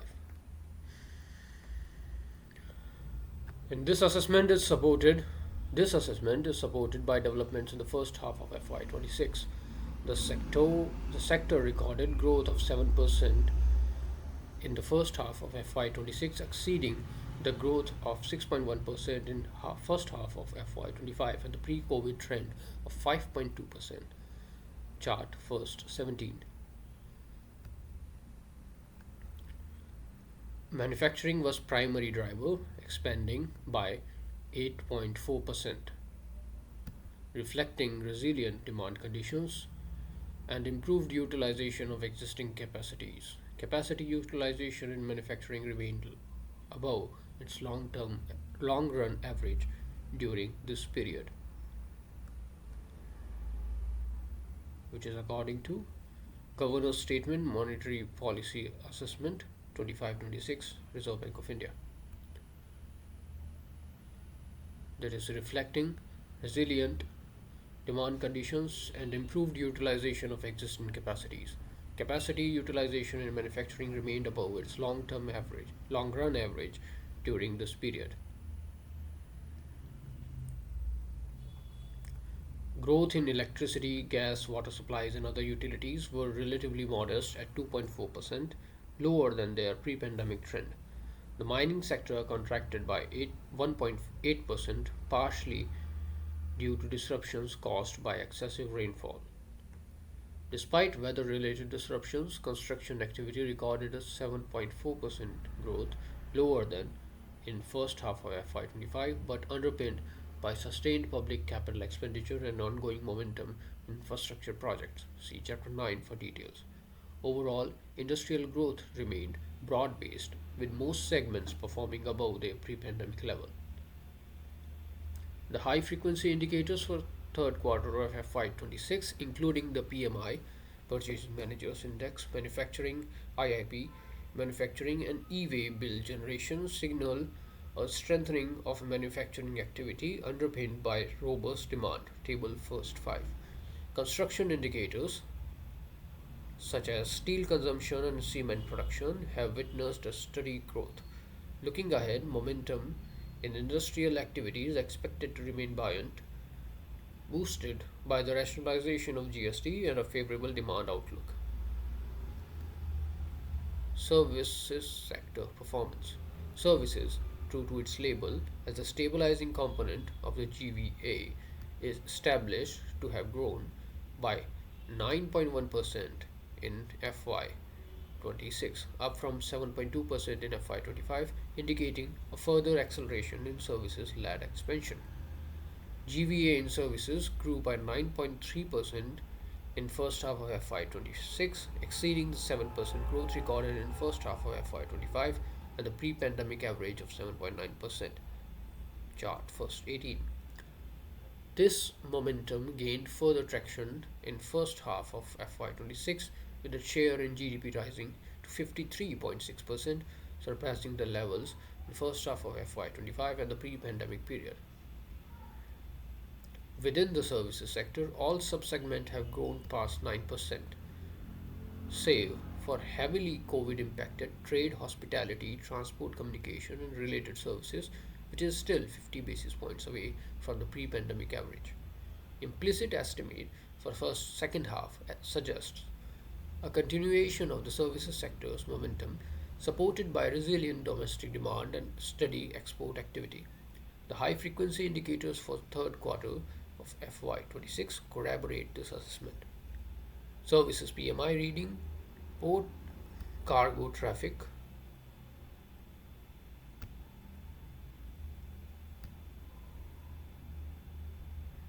railway freight, and trends in passenger and air cargo movement indicate continued strength in service activity, even as some moderation has emerged in recent months. The easing observed in certain transport segments reflect a combination of temporary disruption, short-term demand adjustments, elevated operating costs, capacity constraints, and geopolitical uncertainties affecting international routes. Taken together across subsectors, national accounts data for the first half of FY26 and high frequency indicators for quarter 3 indicate a continuation of the growth momentum during the year. Given the lag in the availability of official quarterly GDP estimates, a nowcasting exercise using high frequency indicators provide a contemporaneous assessment of near-term growth conditions. The methodology and results of the nowcasting exercise are presented in box first 2. Nowcasting India's quarterly GDP growth. The COVID 19 pandemic necessitated multiple lockdowns to prevent the spread of the virus in India. While they contributed to saving lives, the lockdowns disrupted economic activity. Even as multiple high frequency indicators helped gauge sectoral performance, it was imperative to form an internal estimation of the direction of economic activity and growth to guide policy making. This became all the more important as official estimates of quarterly GDP growth are released 2 months after the end of the quarter. It was against this backdrop that the Economic Division developed and refined a GDP nowcasting model for internal use. Nowcasting refers to the prediction of the present, the very near future, and the very recent past, and that makes it more effective in short term horizon forecasting. As seen in Bengura, Giovanni, and Reichelin's paper in 2010, available as European Central Bank's working paper.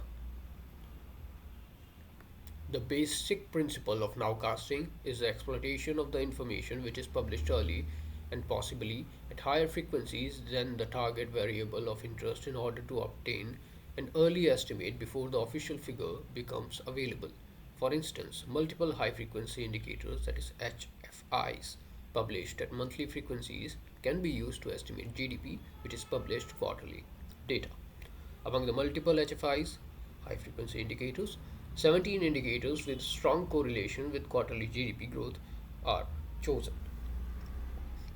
These are Index of Industrial Production (IIP), automobile sales, non-oil exports, non-oil, non-gold imports, PMI manufacturing, PMI services, electricity consumption, tractor sales, air passenger traffic, number of aircraft movements, rail freight traffic, port cargo traffic, cement production, steel production, central government gross tax revenues, and coal production.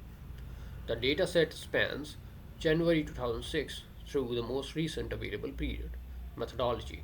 The underlying model employed is the dynamic factor model DFM described in Stock and Watson 1989 paper.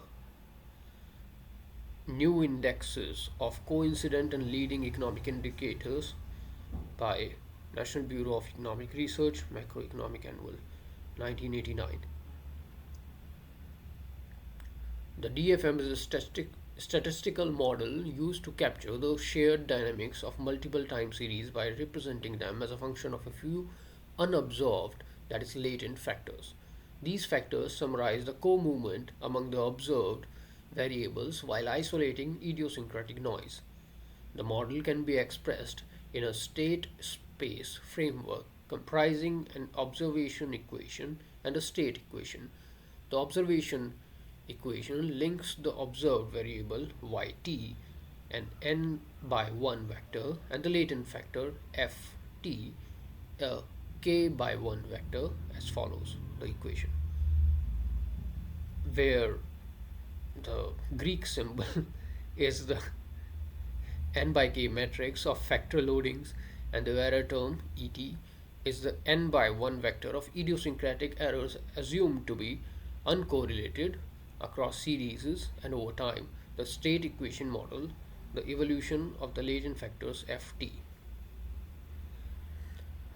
Here Greek symbol is the k by k transition matrix, and Vt is the k by 1 factor of the factor disturbances typically assumed to follow a multivariate normal distribution. In this case, Yt is the vector of the standardized year-on-year growth of the high frequency indicators. All variables except PMI manufacturing and PMI services are transformed into year on year growth values using log differences. PMI manufacturing and PMI services are used as is. The number of factors can be extracted is determined by the variance explained by each additional factor. This is visualized in a scary plot. Nowcasting models often rely on DFMs to extract a small number of latent factors that capture the common movement across many indicators. The scree plot helps identify the number of factors that explain most of the variation, thereby ensuring parsimony in the model by avoiding overfitting through discarding noise driven components. A sharp drop in values indicates the point beyond which additional factors add little explanatory power.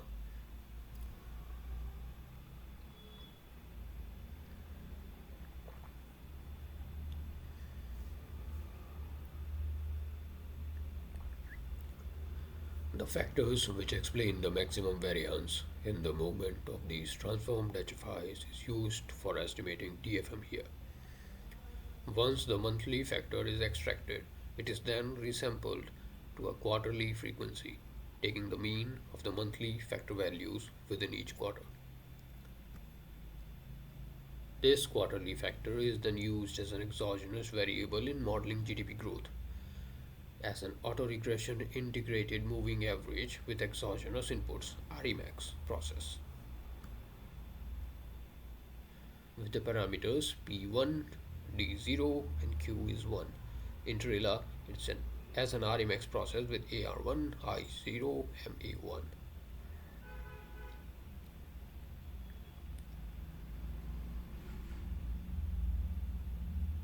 A dummy variable is also included to account for periods of extreme growth. The analysis obtained an in-sample root mean squared error RMSE of 1.6 and an out-of-sample RMSE of 0.87. The Portmanteau test confirms that the residual emerging from the RMX model are white noise. Based on data until December 2025, the nowcast of real GDP growth for third quarter FY26 stands at 7%. The increasing use of high frequency indicators and the analytical tools such as nowcasting underscores the importance of timely, credible, and granular data for macroeconomic assessment and policy making. In this context, ongoing efforts to strengthen India's national statistical system covering data generation, survey modernization, macroeconomic rebasing, and digital dissemination assume particular relevance. These initiatives are discussed in box first 3. Strengthening India's national statistical system from data generation to data readiness. Sound public policy based on timely, credible, and granular data. Recognizing this, the government has undertaken a comprehensive strengthening of the national statistical system, spanning new data generation, survey modernization, macroeconomic rebasing, digital dissemination, and data harmonization. Together, these efforts aim to improve evidence based decision making in a rapidly changing economy. Expanding the data frontier through new surveys. To address long standing data gaps, several major surveys are being introduced or relaunched. The annual survey of incorporated service sector enterprises, ASISSE, expected to commence from April 2026, will for the first time provide a systematic coverage of the incorporated services sector. This complements the existing annual survey of unincorporated sector enterprise, ASUSE, which regularly covers the unincorporated segment of the services sector. The All India Debt and Investment Survey, AIDIS 26-27, scheduled to be conducted from July 26 to June 27, will provide comprehensive information on household asset ownership and indebtedness across rural and urban areas. The survey will aid in understanding credit markets and assessing inequality in asset distribution. Alongside this, situation assessment surveys, SAS on rural agricultural households 26-27 will offer a holistic picture of farm households covering incomes, production, indebtedness, technology use, and access to government schemes. To fill a critical information gap, a dedicated household income survey is planned tentatively in 2026. As regular surveys on household income have not been conducted in India, a technical expert group is providing guidance on concepts, definition, methodology, and survey instruments while incorporating international best practices. More frequent and granular statistics. The statistical system is moving decisively towards higher frequency and sub state data. The annual survey of unincorporated sector enterprises (ASUSE) is now released quarterly, while the sampling design of the Periodic Labor Force Survey (PLFS) has been revised to generate monthly and quarterly estimates. Broader coverage through larger sample sizes and improved sample designs has been introduced to enable district level estimates of both Periodic Labor Force Survey and Annual Survey of Unincorporated Sector Enterprises by 2026. Forward looking CAPEX survey, first conducted in October 24, capital expenditure, provides valuable policy insights into expected investments by enterprises over two consecutive financial years. To meet immediate policy requirements, MOSPI has also conducted short duration annual surveys such as comprehensive modular surveys on telecom and education in 2025, modernizing surveys and strengthening state statistical system. MOSPI has undertaken major survey system reform and survey modernization initiatives aimed at increasing both the frequency and diversity of surveys. Survey operations have been transformed to digitalization. Computer assisted personal interviewing CAPI integrated with cloud based eSigma platform enables real time validation, monitoring, geotagging, and faster data processing. As a result, survey reports are now released within 45 to 90 days, while monthly results are made available within 15 days. In parallel, the revamping of the support for statistical strengthening scheme provides technical and financial assistance to states and union territories for strengthening state statistical systems and improving coordination across federal statistical framework. Rebasing macroeconomic indicators for a changing economy. A major milestone is rebasing of national accounts to 2022-23, scheduled for release on 27 February 2026. The new series incorporates a generation of key data sources for benchmark revisions through surveys and studies, methodological improvements, wider use of administrative data, and better coverage of the informal sector through regular use of updated survey data. Some of the major changes contemplated in the new GDP series include segregation of activities of multi-activity enterprises, use of GST data for regional location in the private corporate sector, increased dynamism in measuring the household sector through survey results, improved estimation of private final consumption expenditure using administrative data sources such as eVahan, use of single extrapolation and double deflation wherever feasible with deflectors applied at more desegregated levels, revision in the methodology of quarterly estimates through improved benchmarking and alignment of indicators, methodology, and deflectors with annual accounts, strengthening of informal sector estimates through the combined use of ASUSE and PLFS, reconciliation of production and expenditure side estimates using the supply and use tables SUT framework to address discrepancies in the existing series. In parallel, the Index of Industrial Production (IIP) is also being rebased to year 2022-23 and is scheduled for release on 28 May 2026. The major methodological improvements Proposed in the new series include an updated item basket incorporating new and emerging industrial products while removing obsolete items. Selection and substitution of factories to ensure a representative sample and redress closure and non response. Introduction of seasonal adjustments to smooth short term variations. Adoption of chain based indices to enhance timeliness and representativeness. Inclusion of not elsewhere classified NEC items to better capture production. The Consumer Price Index CPI is being rebased to 2024 using the latest consumption patterns from the Household Consumption Expenditure Survey HCES 2023-24 with state specific item baskets and wider price coverage across urban and rural markets. The new CPI series is expected to be released on 12th February 2026. MOSPI has developed an integrated digital ecosystem to enhance the accessibility and usability of official statistics.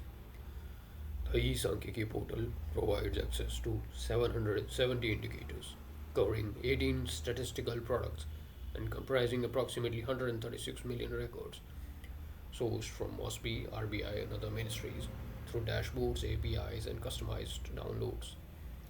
The microdata portal ensures structured access to unit level data from 117 national surveys aligned with internationally accepted metadata and documentation standards.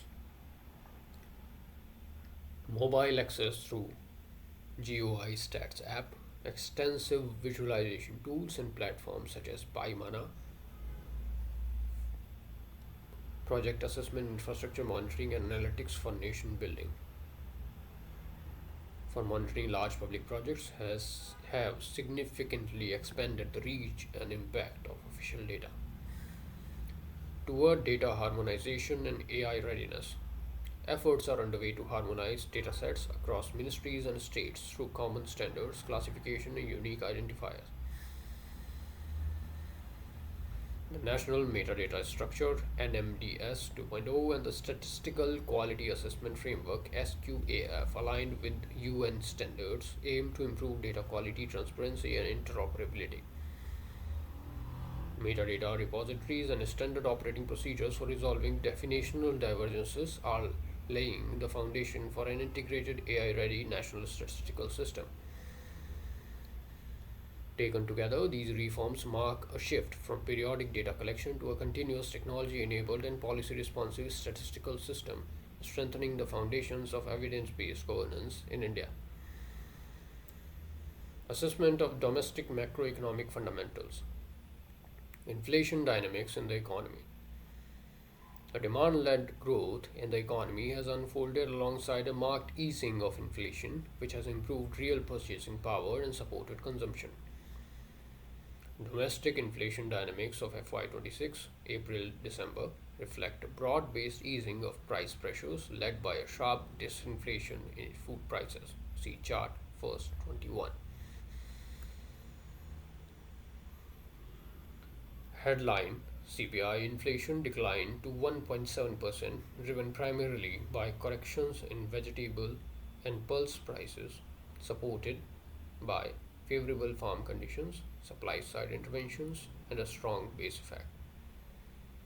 While core inflation has exhibited persistence, this has been largely influenced by price spikes in precious metals. Adjusting for these, underlying inflation pressures appear materially softer, indicating limited demand side overheating. Looking ahead, the inflation outlook remains benign, supported by favorable supply side conditions and the gradual pass through of GST rate rationalization. However, the trajectory of core inflation will need to be closely monitored in the context of monetary policy easing and potential upward pressures from global base metal prices. Supportive fiscal policy strategy underpinning domestic demand.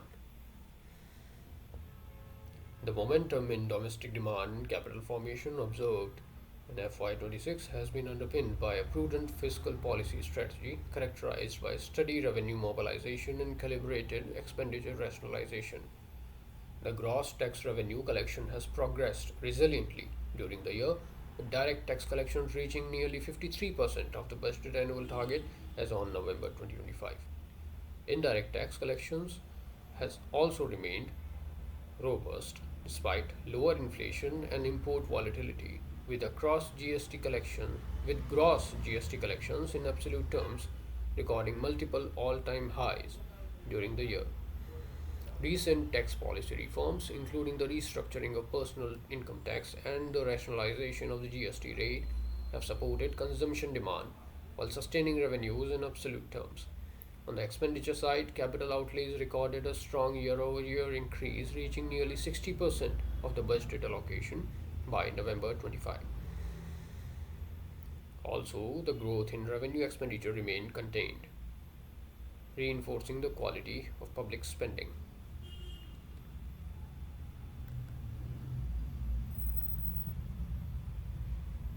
Central government's fiscal trajectory stands out for combining consolidation with sustained public investment, earning three sovereign rating upgrades this year between FY20 and FY25. Provisional actual.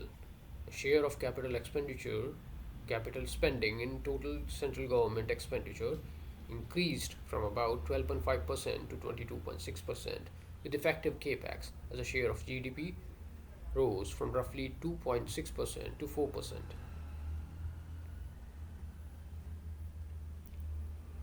Even as the states are overshooting their revenue deficit, central government, through its special assistance for two states for capital expenditure or investment, SASCI, has successfully incentivized the states to maintain capital expenditure at around 2.4% of the GDP.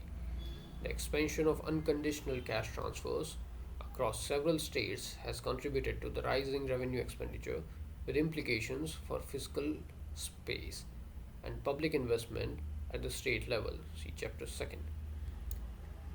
Chapter 2. Based on the broad trend observed during the year, the central government remains well on track to achieve its envisaged fiscal consolidation path, aiming to attain a fiscal deficit target of 4.4% of GDP by FY26. As of November 2025, the Union government's fiscal deficit stood at 62.3% or um, the Union government's fiscal deficit stood at 62.3% of the budget estimates.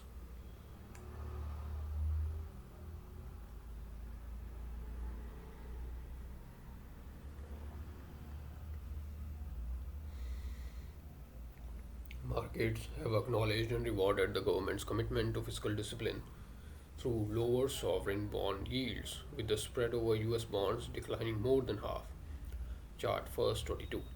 Alongside a lower repo rate, these declining yields, which serve as benchmarks of borrowing costs across the economy, will itself act as fiscal stimulus. Credit rating agency S&P Ratings has acknowledged the credibility of and the commitment to the fiscal glide path, while upgrading India's rating from BBB minus to BBB. CareAge Global, in initiating its coverage of India, to assigned a BBB plus rating, underscoring India's robust economic performance and fiscal discipline. Monetary transmission and the changing credit mix. Alongside the fiscal stimulus provided by higher public capital expenditure and tax reductions, monetary support was delivered through a cumulative reduction of 125 basis points in the policy repo rate since February 25, as inflationary pressures moderated, complemented by an injection of durable liquidity via cash reserve ratio cuts, rupees 2.5 lakh crores. Open market operations, rupees 6.95 lakh crore, and forex swap of around 25 billion. These figures from Reserve Bank of India and Governor's Statement of Reserve Bank of India. These measures have been effectively transmitted to the banking system, The weighted average lending rate WALR of fresh rupee loans by scheduled commercial banks declined by 59 basis points bips, while the WAR weighted average lending rate on outstanding rupee loans declined by 69 bips between basis points sorry between February and November 2025. Concurrently, the banking sector has further strengthened its balance sheets, with gross non-performing assets (NPA) ratios declining to multi-decade low of 2.2%. The first half-yearly slippage ratio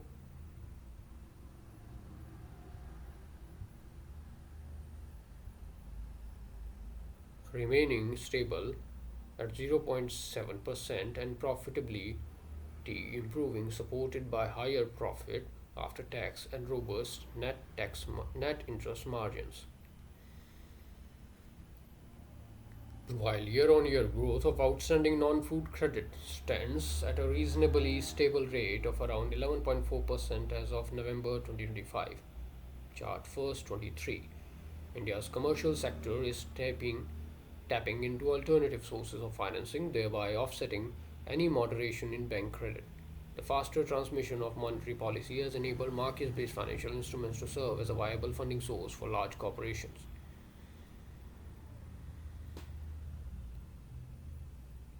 Additionally, as the profitability of these corporations has grown over time, their internal resources have become available for business growth. Together, these trends have decreased their reliance on bank credit. In April November 2025, within the overall flow of financial resources, there has been a significant increase in the flow from non bank sources, chart first 24, which rose by 29.3% year on year, alongside a robust expansion in non food bank credit of 18.3% year on year. External sector projected to be stable, but headwinds persist. Against a backdrop of global trade uncertainty, India's total exports, merchandise and services reached a record US dollar 825.3 billion in FY25, with contained momentum in FY26. Despite heightened tariffs imposed by the United States, merchandise exports grew by 2.4% April to December 2025, while services exports increased by 6.5%. Merchandise imports for April December 25 increased by 5.9%. Following the trends in previous years, the rise in merchandise trade deficit has been counterbalanced by an increase in services trade surplus, while the growth in remittances has bolstered this balance. In most years, remittances have surpassed gross FDI inflows, underscoring their importance as a key source of external funding. As a result, the current account deficit remains moderated at 0.8% of GDP in first half of FY26. Within the capital account, gross FDI inflows continue to rise significantly, growing by 16.1% year on year in April November 2025, while repatriation flows have marginally declined by 4.2%. An increase in FDI by India abroad of 34.9% over this period capped the growth in net FDI. Net FDI is defined as gross FDI inflow, net of repatriation, and net FDI by India abroad.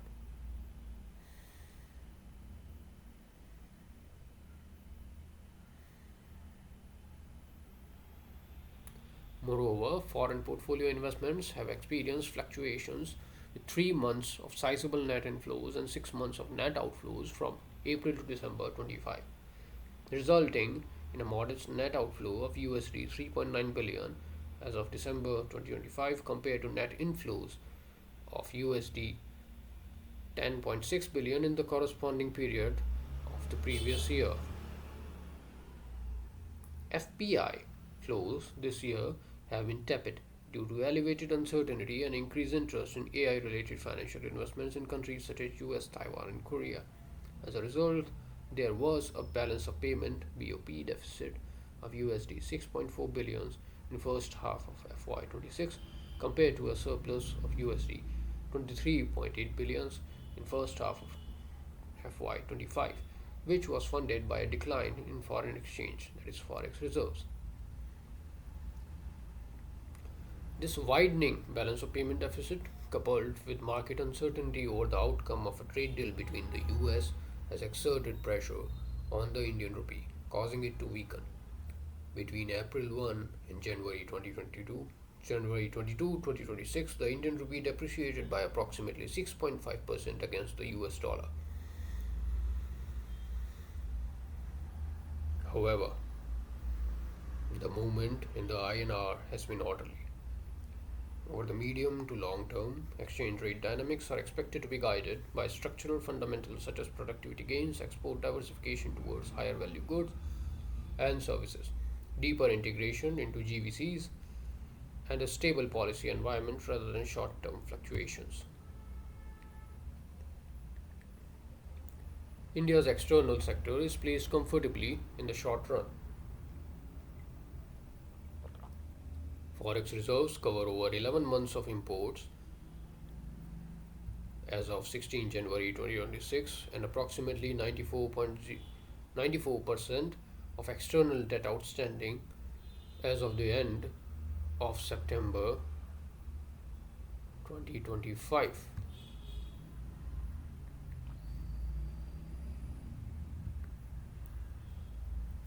offering a comfortable liquidity cushion. The pursuit of a diversified trade strategy, as evidenced by the signing of trade agreements with the UK, Oman, and New Zealand and the EU, and active negotiations with US, bodes well for India's exports. However, global developments are complicating the outlook in the medium term. A proliferation of immigration controls across countries, typically favored by Indian emigrants, may cap the growth in remittances.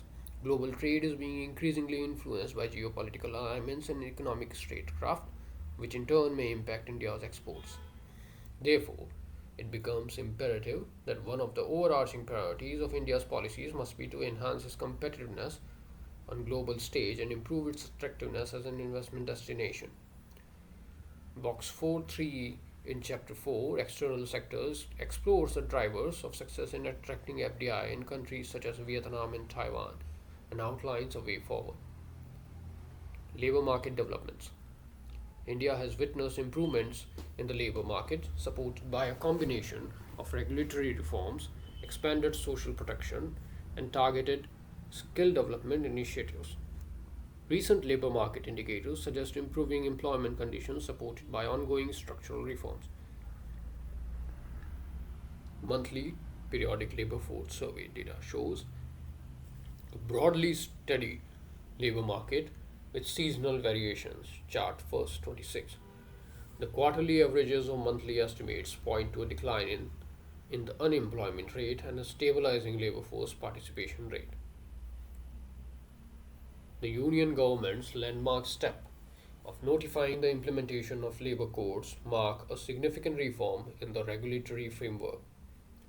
The consolidation of 29 central laws into 4 labour codes aim to simplify compliance, enhance labour market flexibility, and extend security to a broader section of the workforce while maintaining safeguards for wages, occupational safety, and social security.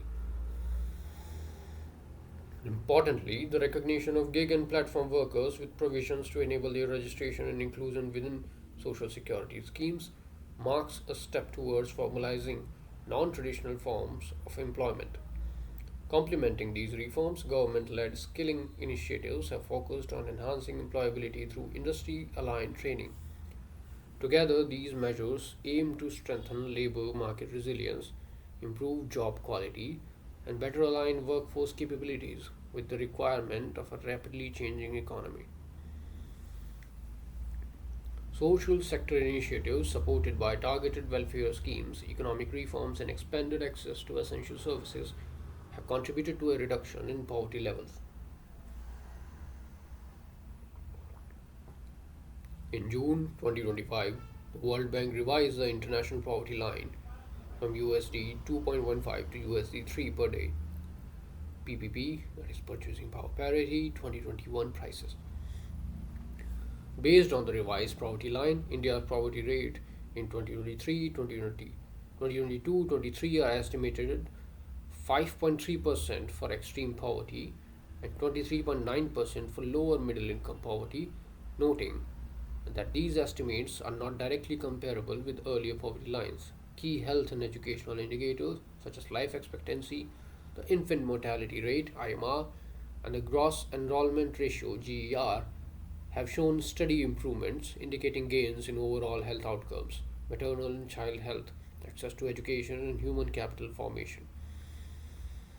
The convergence of improved human resource development outcomes and poverty alleviation highlights the role of inclusive growth, sustained social sector investments, and welfare measures in enhancing overall welfare and strengthening the economy's long term resilience.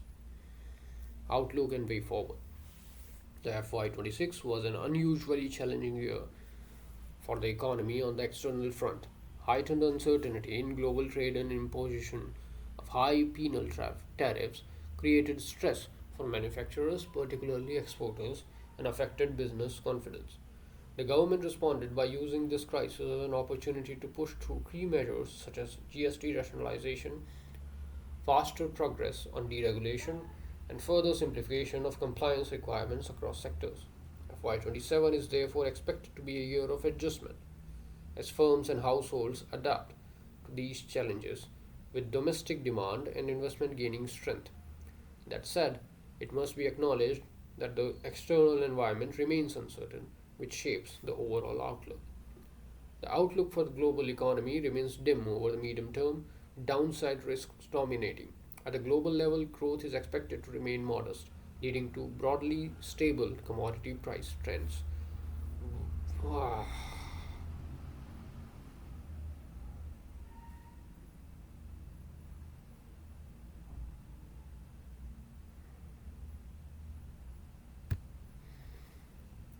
Inflation across economies has trended downward, and monetary policies are therefore expected to become more accommodative and supportive of growth.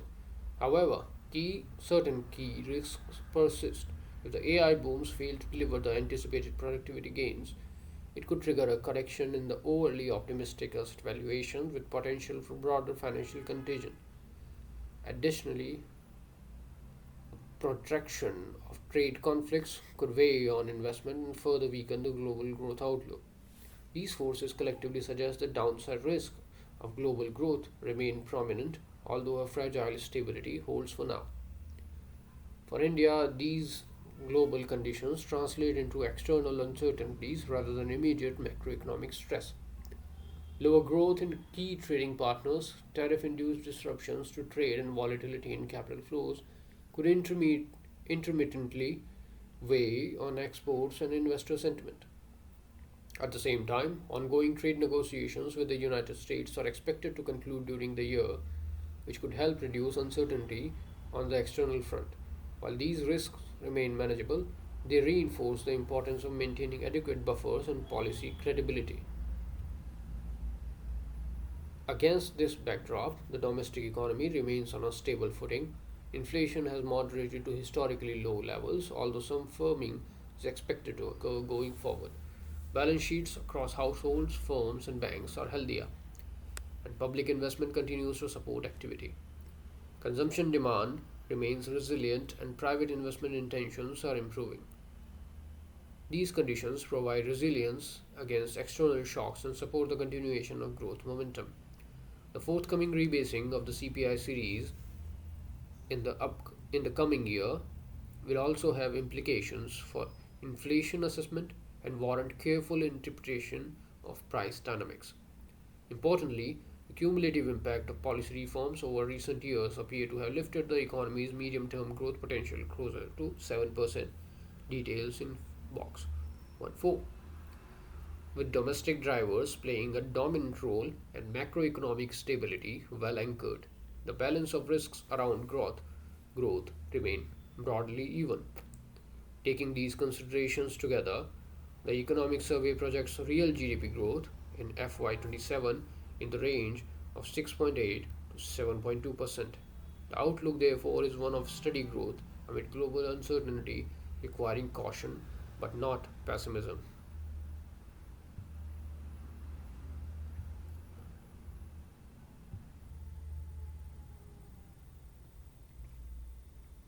Box 1.4, Reassessing India's Medium Term Potential Growth. Chapter 2 of the Economic Survey 2022-23 assessed India's medium term potential growth at around 6.5%, with the possibility of rising to 7 to 8% conditional on sustained structural reforms. The period since then allows a reassessment of whether the continued cycle of reforms in the economy has begun to strengthen the economy's productive capacity, leading to an upward shift in potential growth. The box argues that this is indeed the case. Over the past 3 years, reform momentum has strengthened across several areas relevant for medium term growth.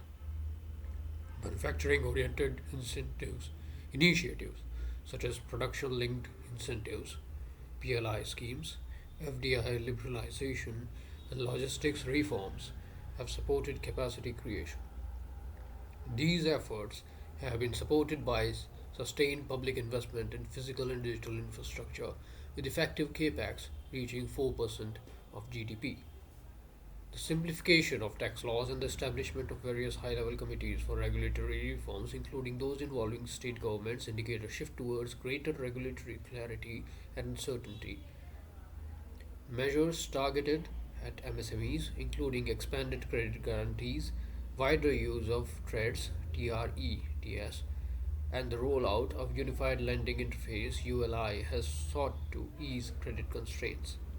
These reforms have coincided with stronger corporate and financial sector balance sheets. Gross non-performing assets has declined from the peak of 11.2% in March 2018 to 3.9% in March 2023 and further to 2.2% as of September 2025. Core debt of private non-financial sector credit to the private non-financial sector as a percentage of GDP in India has come down from a peak of 107.8% in December 2010 to a low of 85.6% in March 2020.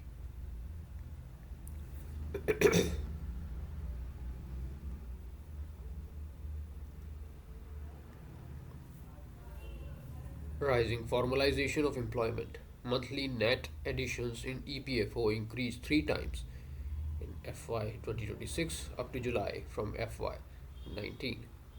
These reforms have coincided with stronger corporate and financial sector balance sheets, rising formalization of employment, and continued improvements in tax administration. Together, these developments make a persuasive case that India's potential growth has risen to around 7% over the medium term. The exercise uses a standard growth accounting framework where the potential output is assessed with a Cobb Douglas production function. Here, Y denotes output, K denotes capital stock, L is labor input, and A is total factor productivity TFP. The parameters alpha and 1 minus alpha capture the output elasticities of capital and labor, taking logarithms and expressing in growth areas equation, where delta okay log of y, who cares, denote growth rates of output, capital stock, and labor input respectively. Delta in A represent growth in total factor productivity TFP. Using the above framework, this assessment examines whether each input component exhibits a higher sustainable trend reflecting the potential impacts of reforms undertaken post pandemic, along with an improvement in macro financial fundamentals. The assumptions regarding capital stock growth, labor input growth, and growth in trend TFP used in the analysis are summarized in table 1.7. These assumptions are based on trends in data from National Account Statistics, Periodic Labor Force Survey (PLFS), and RBI's KLEMS database. 1. Capital stock growth highlights investment revival and capacity expansion. India's capital stock grew at an average annual rate of about 8.6% during the investment boom of FY03 to FY12. However, growth moderated to around 7.6% for during FY13 to FY20, reflecting balance sheet stress in the corporate and banking sectors, which weighed on investment and capital formation. The pandemic accentuated these constraints, resulting in a further slowdown in capital stock growth, followed by a recovery in the years after the pandemic. Table 1.7. The recovery has been supported by a sustained increase in public capital expenditure between FY20 and FY25. The share of capital spending in the total central government expenditure increased from about 12.5% to 22.6% per annum, while effective capex as a share of GDP rose from roughly 2.6 to 4%. In absolute numbers, the centre's capex outlay has more than tripled from around 3.4 lakh crore to 10.5 lakh crore per annum during the same period.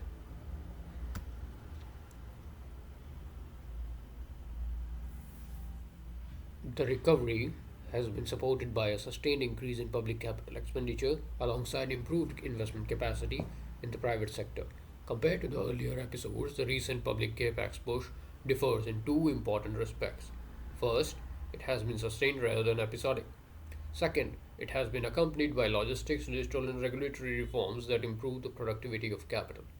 International evidence suggests that sustained public infrastructure investment can increase potential output by attracting private investment, particularly when financial sector balance sheets are healthy. Quoting IMF 2020 and World Bank 2023. Public Investment for the Recovery Fiscal Monitor IMF World Bank's Global Economic Prospects January 23. Consistent with this, private investment intentions have shown signs of revival as reflected in capacity utilization surveys and new project announcements with references in respective tables. Looking ahead, as post pandemic uncertainty continues to ease, capital stock growth is expected to return to at least its pre COVID average. This assumption incorporates a modest and conservative upward adjustment relative to recent years, reflecting improved capital efficiency and gradual crowd-in effect from sustained public investment and ongoing reforms. The capital share alpha is assumed at 0.49. This aligns with the average capital share reported in the pre pandemic period in the KLEMS database. Second, labor input. Increased participation, formalization, and employability gains. The pre pandemic period FY13 to FY20 was characterized by relatively stable participation rates, with labor input growing at an average of about 2.3% based on KLEMS estimates.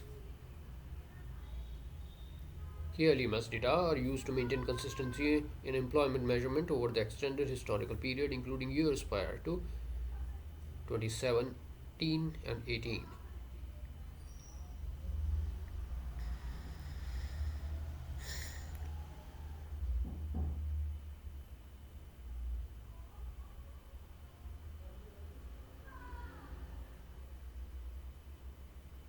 The availability of PLFS data from 2017-18 towards providing additional insights into labor market dynamics. The data points to rising participation rates, particularly among women, alongside increasing formalization and social security coverage. However, since the pandemic, labor input growth has displayed volatility and unusual spikes. Labor growth estimates using LFPR from PLFS and population projections from Ministry of Health and Family Welfare.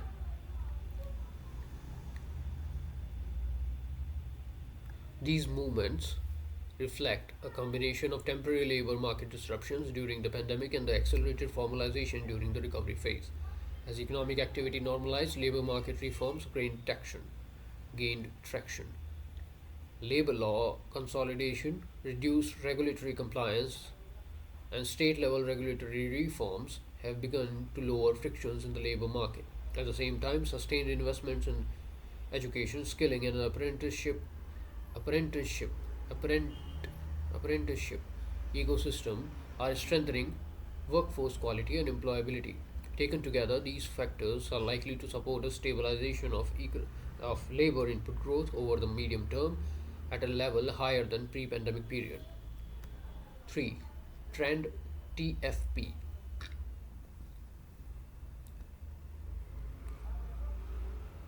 Digital infrastructure and allocative efficiency. Trend TFP captures efficiency gains from better use of capital and labor. Using the capital stock and labor growth assumptions outlined above, the estimated trend TFP growth averaged around 1.9% during the pre pandemic period. FY13 to 20 refers to note in the table below. However, in the immediate post pandemic years, the estimated trend of TFP growth appears lower. Table. This pattern is consistent with developments observed across several emerging market economies as documented in the Conference Board's Total Economy database. Looking ahead, sustained reform momentum is expected to support a strengthening of. Oh, should never give tiny URL based links because they expire over a period of time. Looking ahead, sustained reform momentum is expected to support a strengthening of trend TFP. Economy-wide adoption of digital infrastructure including Aadhaar, UPI and GSTN has reduced transactions and compliance costs. Settlement cycles have shortened and tax compliance has improved. Firm entry and exit have become easier, thereby improving allocative efficiency by allowing capital to move toward more productive activities. Complementary reforms in physical infrastructure, logistics. I don't think we got the last sentence. Oh, looking ahead, sustained reform momentum is expected to support a strengthening of trend TFP, economy-wide adoption of public digital infrastructure including Aadhaar, UPI and GSTN has reduced transaction and compliance costs.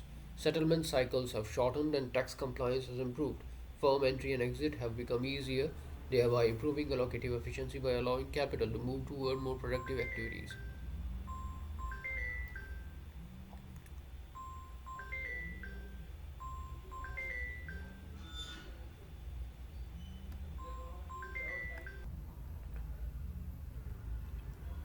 Complementary reforms in physical infrastructure, logistics, insolvency resolution, regulatory simplification reinforce these digital gains. Together, these measures reduce coordination failures and record lower the cost of scaling up production. At the same time, investments in educational skilling and apprenticeship frameworks support labor productivity. Rising formalization improves labor market functioning and skill utilization over time. Together, these reforms enable higher output to be generated from a given set of factored inputs. While early gains were visible in financial inclusion, improved compliance, and service delivery, deeper productivity effects tend to materialize with a lag. Accordingly, the medium term assessment assumes the trend TFP growth gradually improves and stabilizes at a level same as the pre pandemic average. Higher growth frontier. When combined, these calibrated improvements in capital accumulation, labor input, and trend TFP generate an upward shift in potential GDP growth from 6.5% to around 7% over the medium term. This reflects the compounding effect of sustained reforms interacting with the strong macro financial fundamentals. This assessment is buttressed by the higher growth trends observed in the high frequency indicators in recent years. Growth in e-way bill generation, PMI indices, and non-food bank credit has remained persistently above their respective pre-pandemic averages, rather than reverting to previous growth trends. This performance suggests a more robust underlying pace of economic activity and an improved growth momentum. International experience from East Asia in 1990s to parts of Eastern Europe following EU accession suggest that such step up in potential growth are most credible when reforms are persistent rather than episodic and when macroeconomic stability is maintained. World Bank 2008, IMF 2015. The growth report strategies for sustained growth and inclusive development, Commission on Growth and Development, IMF, where are we headed?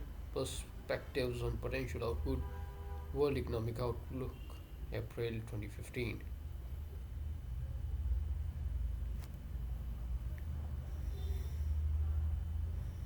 Domestically, India fulfills both these conditions. However, exogenous shocks in the form of geopolitical conflicts and their economic fallout can at times prevent the economy from going at its potential. Continued implementation and coordination across the center and states will be critical for sustaining this higher growth frontier and moving it even higher.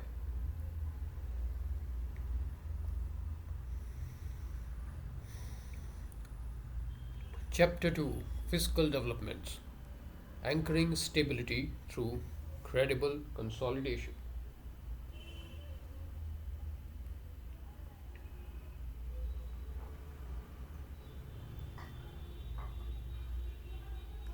At a time when public debt remains elevated globally and fiscal space is under strain across countries, the central government's fiscal trajectory stands out for combining consolidation with sustained public investment. The government's calibrated fiscal strategy, anchored in credible deficit reduction, resilient revenue mobilization, and a decisive reorientation of spending toward capital formation, has strengthened macroeconomic stability and supported growth in the post pandemic period. Importantly, this fiscal resilience reflects prudent fiscal policy choices and a careful fiscal management. Centre's revenue receipts strengthened significantly, rising from an average of about 8.5% of GDP in the pre pandemic period FY16 FY20 to around 9.1% in the post pandemic years FY22 FY25.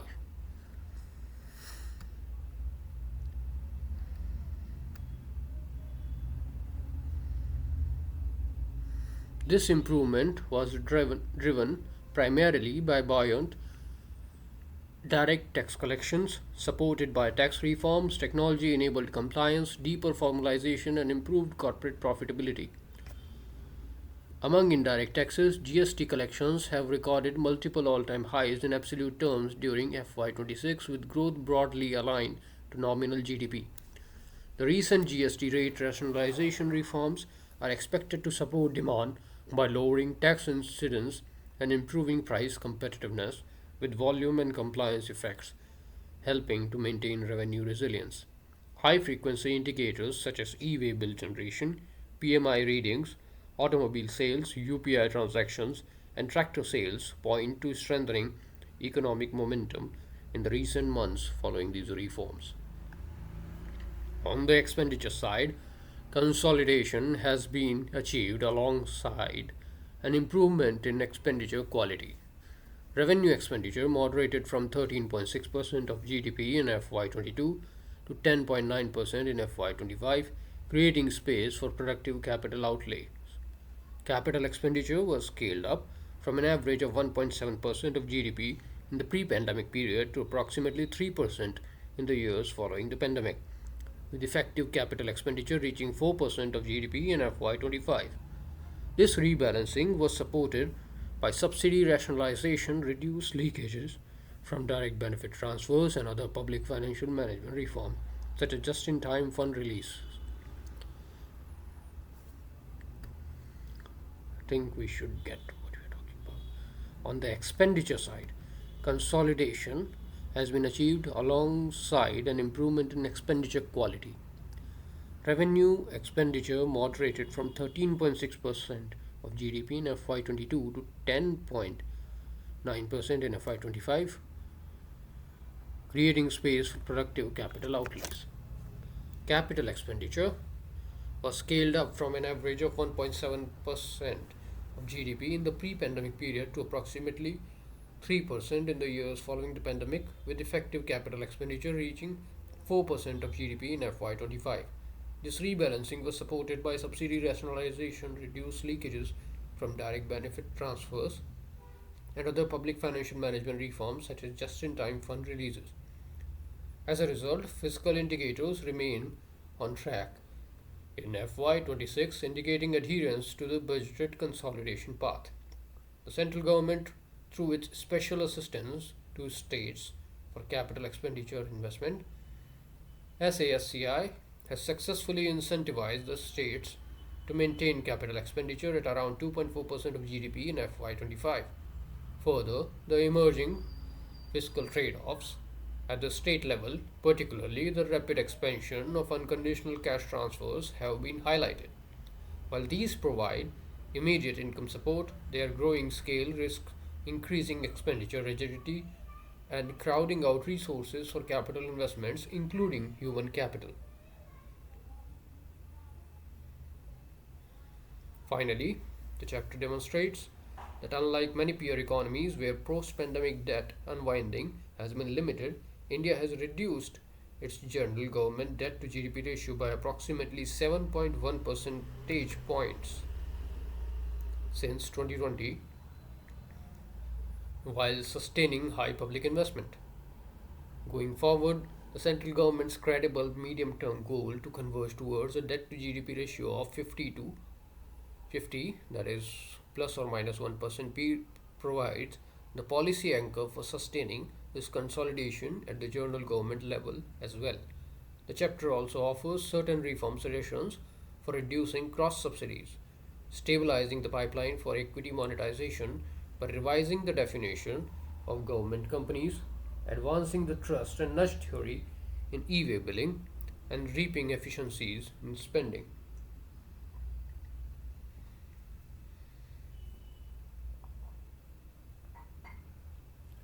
Introduction.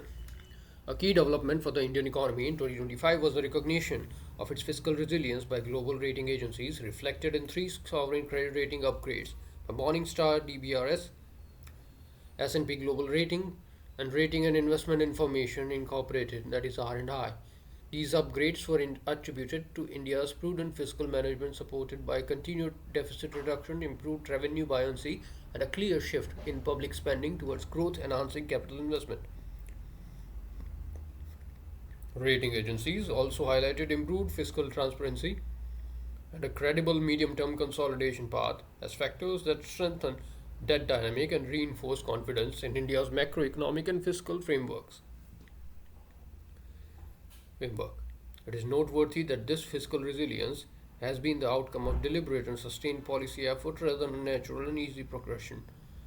At a time of elevated expenditure pressures and uncertainty around revenue streams, articulating a medium term consolidation path and adhering to it require strong policy commitment. This chapter examines the fiscal policy choices made over recent years that have strengthened the fiscal capacity of the central government while also encouraging healthier fiscal practices among the states.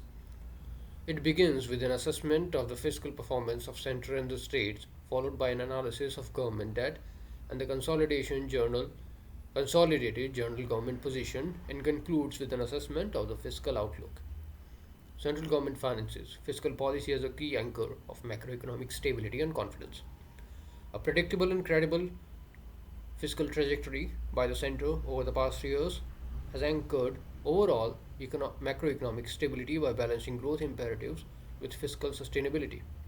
The central government's fiscal consolidation experience underscores the value of clearly defined fiscal targets alongside retained flexibility, thereby allowing fiscal policy to support rather than constrain growth during periods of uncertainty. In this context, the Union Budget for FY22 articulated a medium term glide path targeting a fiscal deficit below 4.5% of GDP by FY26 instead of binding annual targets to ensure that growth enhancing expenditure, particularly capex, was not compromised.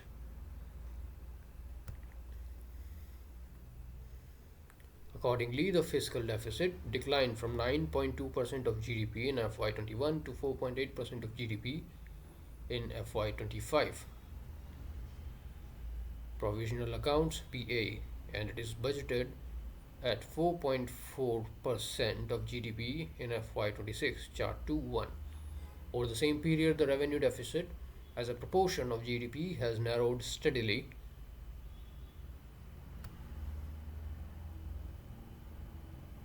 reaching its lowest level since FY 2009, thereby leaving greater allocation for capex, chart 2.2, and reflecting a sustained improvement in quality of expenditure.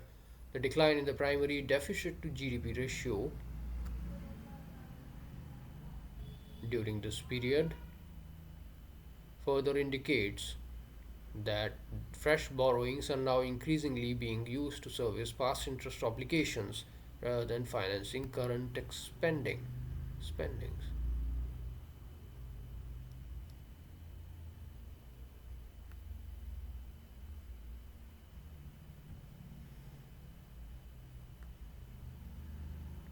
Primary deficit is fiscal deficit minus interest payments. A zero primary deficit means government's current revenues are sufficient to meet its own non-interest expenditure. Borrowing is only to service past debt.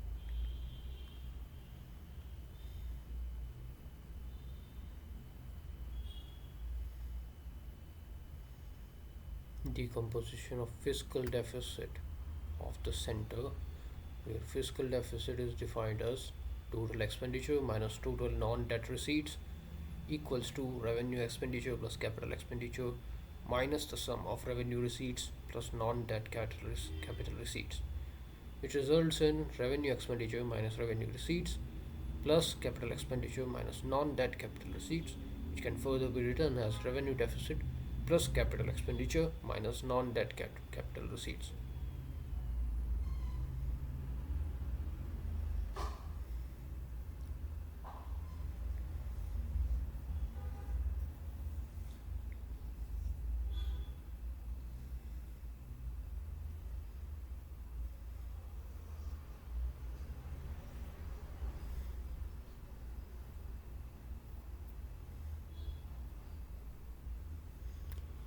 Sustained revenue buoyancy supports consolidation.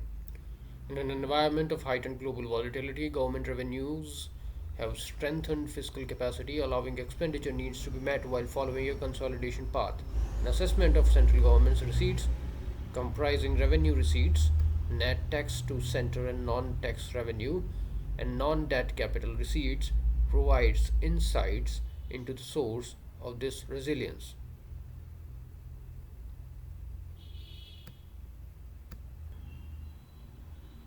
Revenue receipts increased from an average of about 8.5% of GDP during the pre pandemic period FY 16-20 to around 9.1% of GDP in the post pandemic period FY 22 FY 25 PA, that is prepared accounts.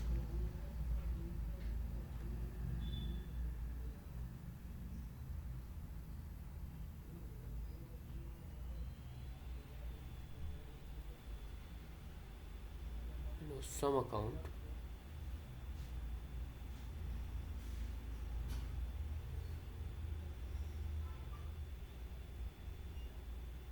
Provisional accounts.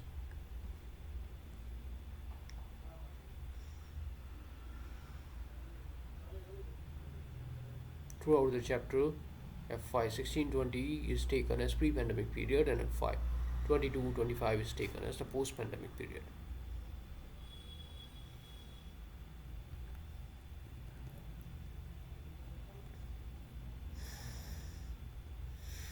This improvement was driven primarily by higher gross tax revenue, which rose from an average of 10.8% of GDP to about 11.5% of GDP over the same period.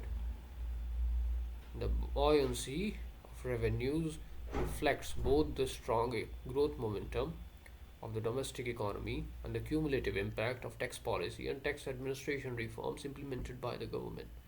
Within the overall stable tax revenues, the performance of individual tax components reveals notable shifts in the composition and sources of revenue growth. Broadening of the direct tax base. Share of major direct taxes, that is corporate tax, taxes on income other than corporate tax, and the total major direct and indirect tax. Corporate tax plus taxes on income other than corporate tax plus customs, excise, GST, service tax. Share of major direct taxes in the total of major direct and indirect taxes. Okay, that's what we were talking about. Huh. Share of direct taxes in total taxes has increased in the past years from 51.9% in the pre-pandemic period to 55.5% in the post-pandemic years, reaching 58.8% in FY26 prepared accounts. Table 2.1 shows that trends in the components of direct taxes shows the trends in the components of direct taxes. Among these, the non-corporate tax collections, which is taxes on income other than corporation tax as reported in the budget, are being termed as non-corporate tax in this chapter. This includes personal income tax collections, various cesses and surcharges, as well as securities transaction tax. Among these, the non-corporate tax collections have recorded a strong performance, with collections increasing from an average of about 2.4% of GDP in the pre-pandemic period to about 3.3% of GDP in the post-pandemic period. Even within the post-pandemic years, these collections rose from 3% of GDP in FY22 to about 3.7% of GDP in FY25 prepared accounts. This momentum is also reflected in the strong average buoyancy. Tax buoyancy measures how responsive tax revenues are to changes in overall economic activity, typically GDP. It is measured as follows. Tax buoyancy is percent change in tax revenue, non-adjusted for policy or rate changes, divided by percent change in GDP. Buoyancy value greater than 1 implies tax revenues grows faster than GDP. This momentum is also reflected in the strong average buoyancy of 1.8 observed in the non-corporate taxes during FY23 to 25 prepared accounts, implying that collections grew faster than nominal GDP. Since the data in the post-pandemic period is taken for FY22 to 25, the growth rate buoyancies during the period are reported for FY23-25. Growth in 22 was distorted due to a low base in FY21.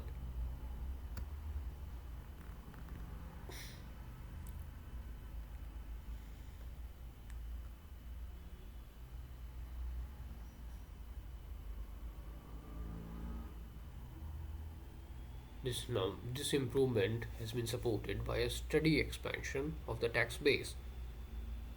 The number of income tax returns filed increased in the post-pandemic period from 6.9 crore in FY22 to 9.2 crore in FY25. Press Information Bureau of Government of India. Steady expansion of tax base.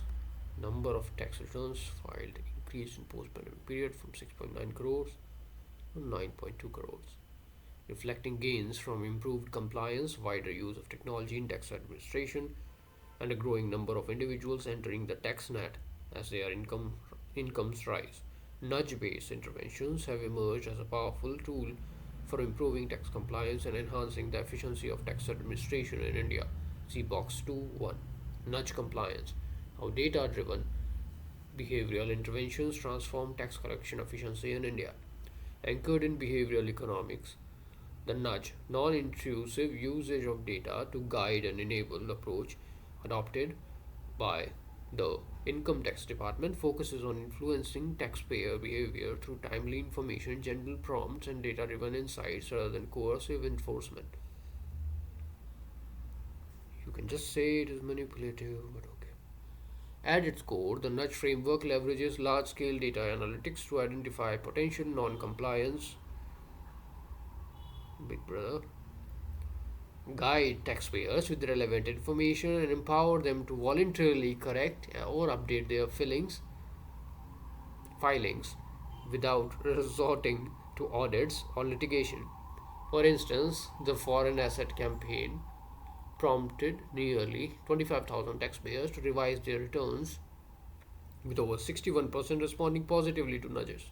This resulted in the declaration of foreign assets worth over 29,000 crore and foreign income exceeding 1,000 crore, a significant portion of which was through belated returns. Similarly, nudges related to deductions under Section 80 GGC led to a large scale correction of claims, with over 91,000 taxpayers filing updated returns, a reduction of excessive deductions by nearly 2,050 crores,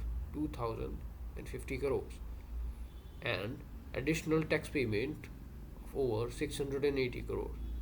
Similarly, targeted nudges led to a reduction in incorrect house rent allowance claims, resulting in additional tax collection of 119 crore. Data driven nudges also improved third party reporting and accuracy in TDS filing. More than 8,500 deductors revised their TDS returns, adding over 1.08 crore deductees and bringing additional TDS of nearly 4,825 crore into the system. The tool also helped to identify non genuine agricultural income of 2,038.02 crore from 310 entities and capital gains of 33,057 crore earned through offer for sale OFS by promoters during initial public offering. Overall, the nudge initiative has improved tax collection efficiency by shifting the focus from post facto enforcement to preventive technology enabled compliance. It has reduced friction, litigation, and compliance costs for both taxpayers and the administrator, while increasing revenue through voluntary means. Voluntary means. Wow.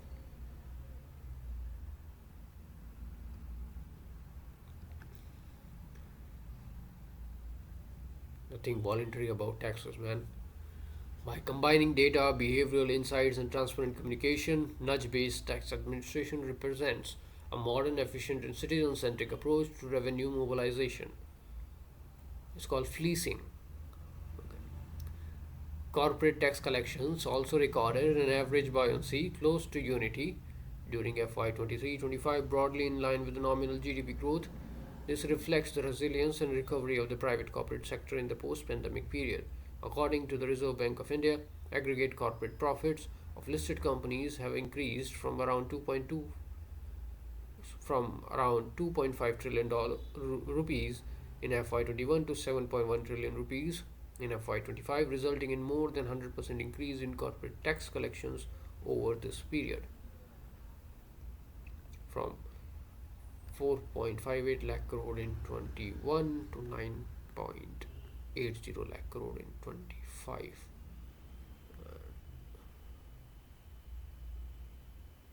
Profits increased from 2.5 to 7.1.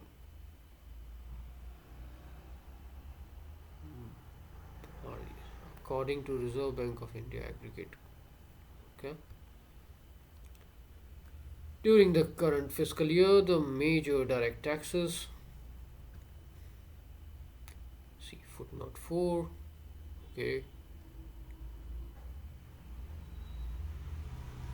reached nearly 53% of the budget estimates as of November 25, as against 56.6% during the corresponding period of the previous year. Personal income tax collections grew by 6.8% year on year, and corporation tax collections increased by 7.8% year on year during the period, reflecting the various tax concessions granted during this time.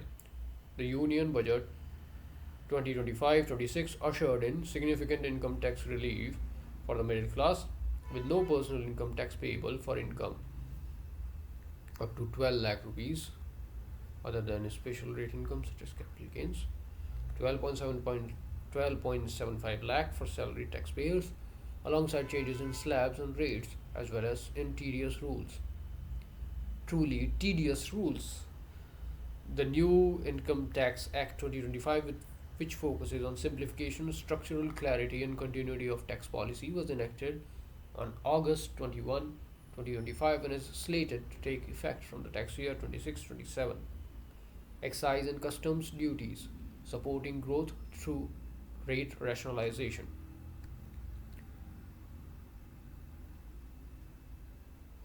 Among major indirect taxes, excise duty collections moderated in the post pandemic period, declining from about 1.7% of GDP in FY22 to around 0.9% of GDP in FY25. This moderation was driven by reductions in excise duty rates on petroleum products in 21-22, along with relatively moderate growth in petrol and diesel consumption during FY24 and 25.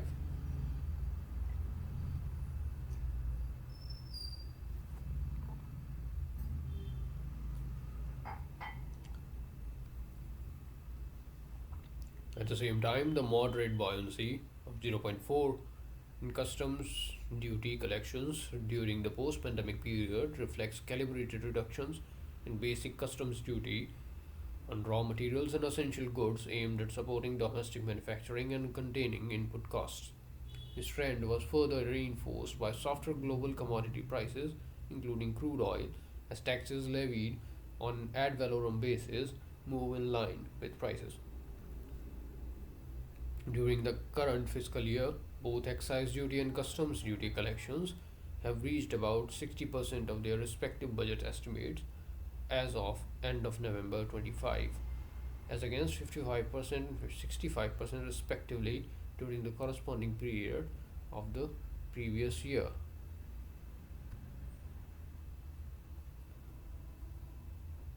While the excise duty collections witnessed a growth of 9.3%, the customs collections have reduced by 7.3% on a year on year basis. Goods and services tax.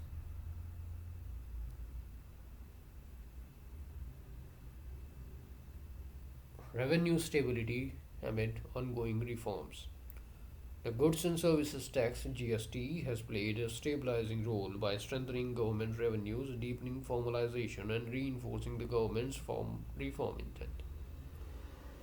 Gross GST revenue during April to December 25 stood at 17.4 lakh crore, recording a year on year growth of 6.7%. Chart 2-3. The GST revenue growth has broadly aligned with the prevailing nominal GDP growth conditions, thus influenced in part by lower inflation. Chart 2 for A. As a result, while growth rates appear lower in percentage terms, collections in absolute terms have recorded multiple all-time highs during current fiscal year. The underlying strength of GST revenues is reflected in the steady expansion of the tax base. It registered taxpayers increasing from about 60 lakh in 2017 to over 1.5 crore at present, indicating deeper formalization of economic activity. In parallel, high frequency indicators such as robust transaction volume with cumulative e-way bill volumes during April to December 2025 growing by 21% year on year. Chart 2-4b.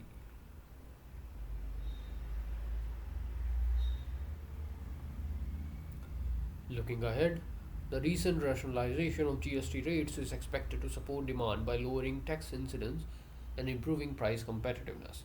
Since the lower rates are expected to stimulate higher consumption volumes and strengthen compliance, volume effects could offset the impact of rate reductions on revenues.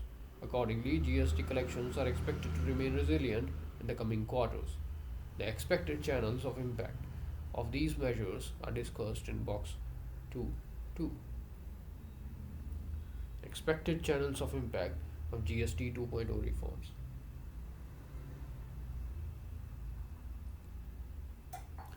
The 56th meeting of the GST Council has brought in two rate structure with a standard rate of 18%, a merit rate of 5%, and a special demerit rate or sin good rate of 40% for a select few goods and services, but inclusive of earlier compensation cess rate and hence no increase in overall tax burden.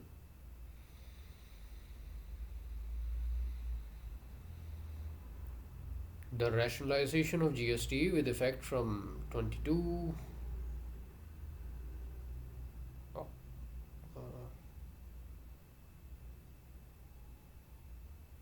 September 2025 came as a third leg of tripod of tax reforms. Following the corporate tax reduction of 2019 and personal income tax reform with effect from April 2025. Key changes introduced in GST 2.0: agriculture and related items. GST on agricultural goods, tractors, agricultural, horticulture, and forestry machinery lowered to 5% from 12%. GST rates on key fertilizer inputs such as sulfuric acid, nitric acid, and ammonia slashed to 5% from 18%. Auto and auto parts, GST on small cars, motorcycles 350cc and below, and three wheelers is reduced to 18% from 28%. GST on buses, trucks, and ambulances is reduced to 18% from 28%. Uniform 18% GST on all auto parts irrespective of their HS code. Motorcycles greater than 350cc and cars outside small car definition have been moved to the 40% slab. However, cess imposed on luxury cars has been removed. Electronic appliances, ACs, TVs that is larger than 32 inches, dishwashing machines, monitors and projectors set to attract an 18% GST rate compared to 28% earlier. Textile and labor intensive goods, GST rate reduction on man-made fibers from 18% to 5%, and man-made yarn from about 12% to 5%. GST on labor intensive goods such as handicrafts, marble, and intermediate leather goods was lowered to 5% from 12%. 5% GST rate on hair oil, okay, everyday essentials and food. 5% GST rate on hair oil, toilet soap, bars, shampoos, toothbrushes, toothpaste, bicycle, tableware, kitchenware, and other household articles. These items were either in the 18% or 12% GST bracket earlier, and now they are at 5%. Zero GST on ultra high temperature UHT milk, all Indian bread, and pre-packaged and labeled paneer. GST lowered to 5% on almost all food items such as packaged namkeens, instant noodles, chocolates, coffee, preserved meat, butter, ghee, etc. Earlier, these items were subject to a GST rate of 12% or 18%. Medicine and medicine equipment. Zero GST on select life-saving drugs and medicines. GST on all other drugs and medicines slashed to 5% from 12%. 5% GST on medical apparatus and devices and medical equipment and supplies. Hotel and personal services. Hotel accommodation services value less than or equal to 7,500 per unit per day to be subject to lower GST of 5% from 12% earlier. Beauty and physical well-being services, gyms, salon, barbers, yoga centers, etc. to see a lower GST rate of 5% from 18%. Insurance policies, GST exemption to all individual life and health insurance policies as well as to reinsurance of these individual policies. The reduction in the tax burden on essential goods, services, and emerging sectors is expected to lower the cost of living, improve affordability, and stimulate household consumption demand. At the same time, the move towards a simplified two-rate structure is expected to reduce transaction costs, ease compliance, and encourage small businesses to enter the formal sector, thereby supporting greater formalization and widening of the tax base. Through targeted rate reductions across key sectors, the reform is expected to enhance trade competitiveness and support domestic manufacturing. Lowering the GST on cement and construction materials is expected to reduce project costs and support real estate and infrastructure activities. The reduction in GST on small cars, two wheelers, and auto parts is expected to boost demand and strengthen India's automotive manufacturing base. Reducing GST to 0% on select life saving drugs and 5% on medical devices is likely to improve healthcare access while encouraging domestic production. Similarly, the shift to a 5% GST rate on toys, handicrafts, and man made fibers is expected to support labor intensive MSMEs and expand export potential, collectively reinforcing growth and investment momentum under the reformed GST regime. Beyond growth and formalization, reduction of GST on solar, wind, and related renewable devices from 12% to 5%, in addition to lowering GST on biodegradable bags from 18% to 5%, is a major push towards advancing India's climate goals by making renewable energy, waste management, biodegradable products, and green mobility more affordable and within reach. Aligned with the Viksit Bharat 2047 vision, GST 2.0 also strengthens India's position as a global manufacturing and investment destination. The inverted duty structure ideas under GST, where tax rates on inputs exceed those on outputs, can be structurally eliminated by taxing inputs and intermediate goods at lower rate and placing items of final consumption at relatively higher rates. Keeping in view the need for a calibrated reform approach, next generation GST reforms have already corrected inverted duty in key labor intensive and agri input sectors such as textile and fertilizers, thereby reducing cost and working capital pressures in these sectors. Further, items rationalized from 12% to 5% or to the nil rate largely pertain to goods of mass and daily consumption. Any residual IDS issues arising from such rationalization are being addressed through faster, fully automated refunds of unutilized input tax credit (ITC), thereby alleviating working capital stress. Going forward, policy options such as permitting IDS refunds on capital goods and input services may be examined to preserve tax neutrality without significant revenue erosion.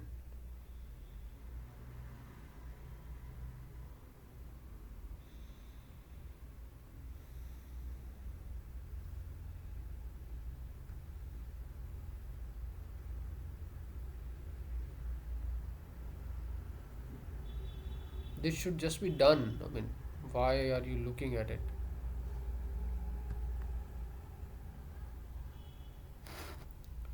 Recent trends in high frequency indicators, including higher e-way bill generation, improved purchasing managers index PMI readings for manufacturing and services, record festive season automobile sales, robust UPI transactions, and increased tractor sales indicate a strengthening economic momentum during September to December 25 following the implementation of GST reforms. With the introduction of GST in 2017, the abolition of physical checkposts across states marked a major structural reform, significantly improving the free movement of goods and reducing transit delays. The e-way bill system emerged as an effective digital substitute, enabling online tracking of goods movement while supporting tax administration objectives without reintroducing physical barriers at the state borders. Technology has evolved over time, as have the need of modern business and logistics.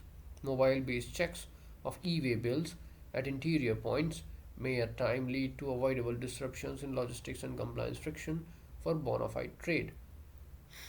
The next wave of GST reforms could therefore focus on reimagining the e way bill system as a facilitator of smooth logistics rather than only as a tool for enforcement and control in line with the changing need of businesses and supply chains.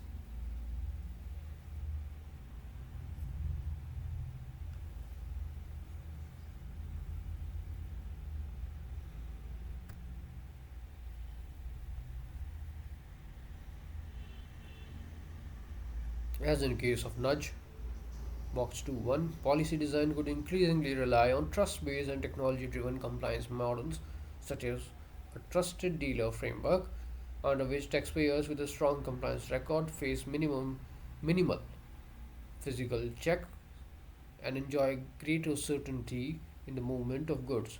At the same time, wider use of e seals and electronic locking systems integrated with e way bills and vehicle tracking technologies can ensure secure end-to-end tracking of consignments without routine stoppage on the road. State governments, which play a key role in field driven enforcement, could be central to this transition by shifting towards risk based, system generated alerts and limiting discretionary checks.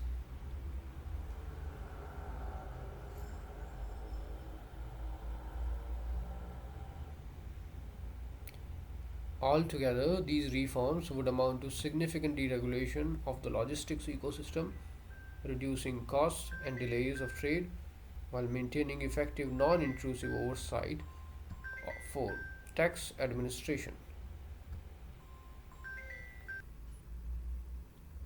At the same time, wider use of e seals and electronic locking systems integrated with e way bills and vehicle tracking technologies can ensure secure end to end tracking of consignments without routine stoppages on the road. State governments, which play a key role in field level enforcement, would be central to this transition by shifting towards risk based, system generated alerts and limiting discretionary checks. Together, these reforms would amount to a significant deregulation of the logistics ecosystem, reducing costs and delays for trade while maintaining effective non intrusive oversight for tax administration. Non tax revenues buoyed by rising dividends and profits.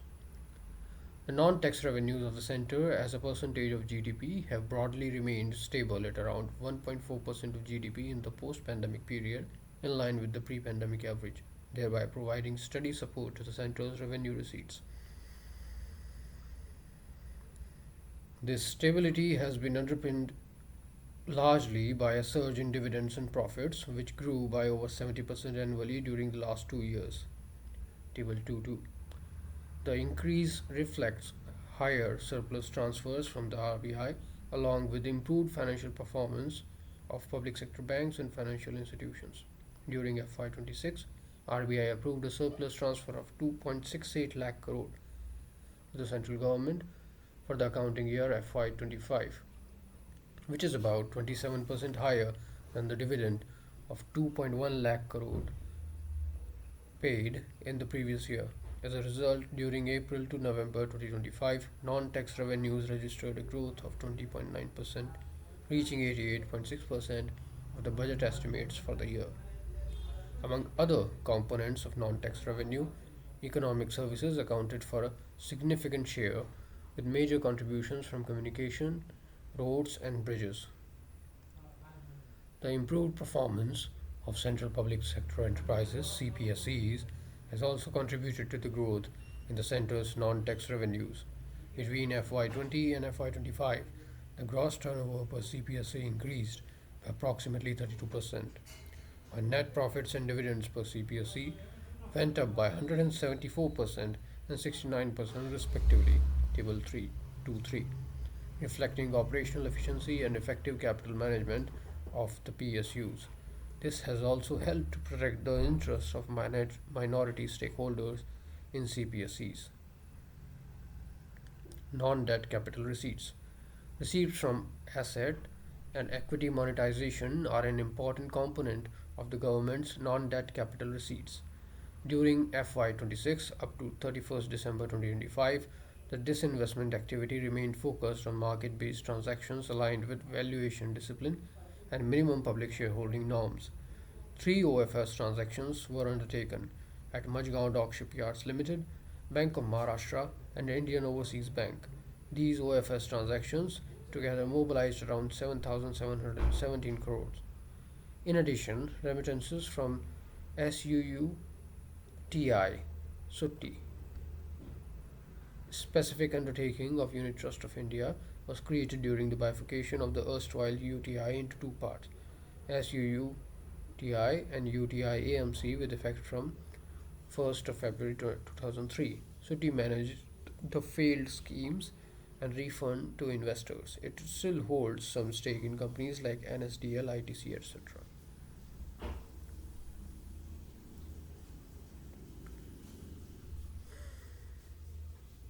Totaled approximately 1051 crore during the year. InvIT based monetization yielded 18,837 crore.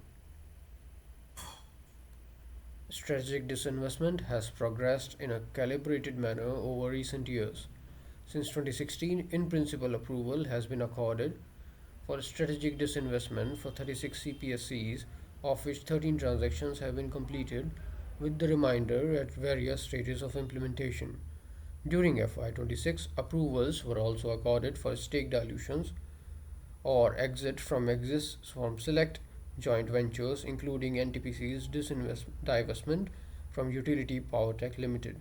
These actions were complemented by governance reforms that empowered CPSC boards to undertake the closure, merger, or disinvestment of subsidiaries. Going forward, receipts from equity monetization can be strengthened by selectively reducing government equity in certain CPSCs beyond the minimum public shareholding norms, which says that at least 25% of shares of a in a listed company have to be held by public shareholders.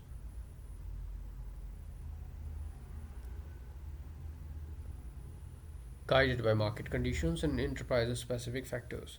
Currently, in about 30% of listed CPSCs, government shareholding is already below 60%, limiting further disinvestment through OFS, offer for sales.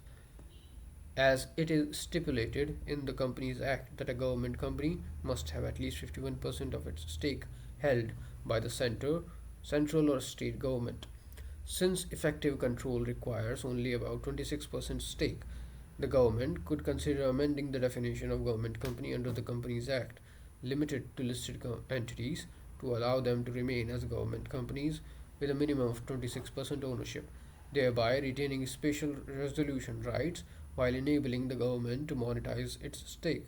Alternatively, if the objective is eventual privatization, the government could continue phased OFS, offer for sale, below 51% and even towards full exit without changing the legal definition of government company.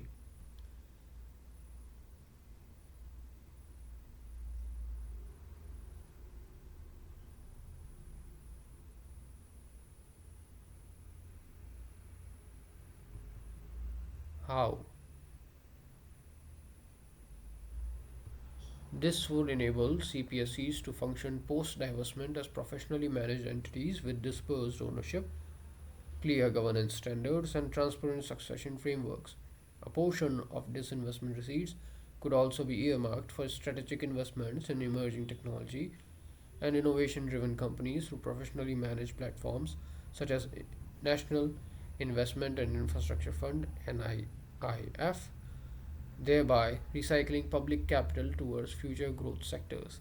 This will also ensure a steady stream of disinvestment receipts into the future. By cashing out when valuations are attractive for such companies as they mature.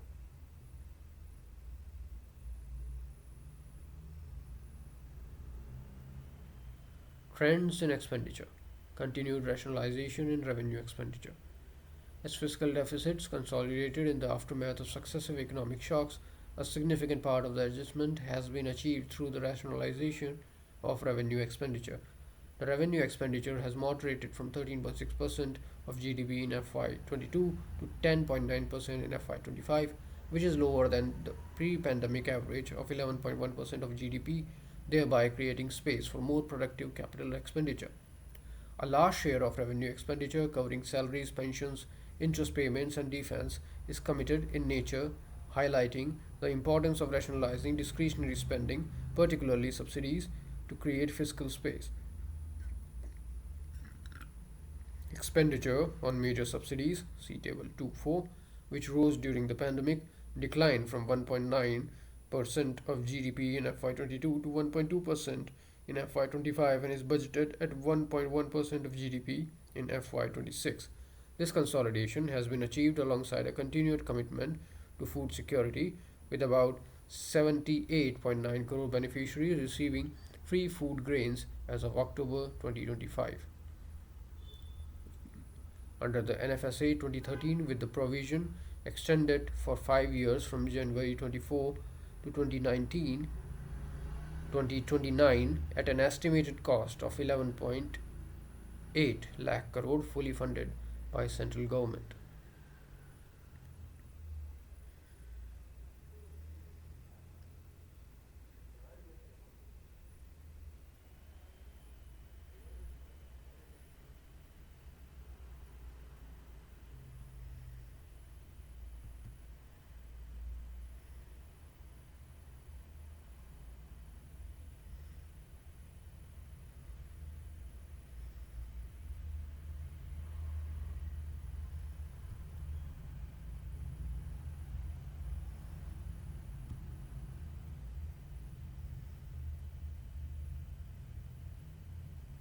In addition to streamlining the design of subsidy schemes, efficiency gains from direct benefit transfer framework have played a key role in reducing subsidy outlays by curbing fiscal leakages estimated at 3.48 lakh crore over the past decade.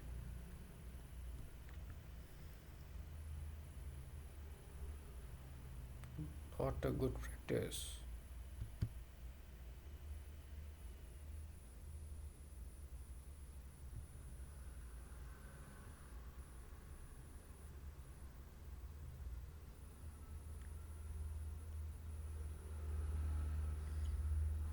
These gains have been made possible by improved targeting, even as beneficiary coverage expanded nearly 16-fold from about 11 crore to 176 crore over the past decade.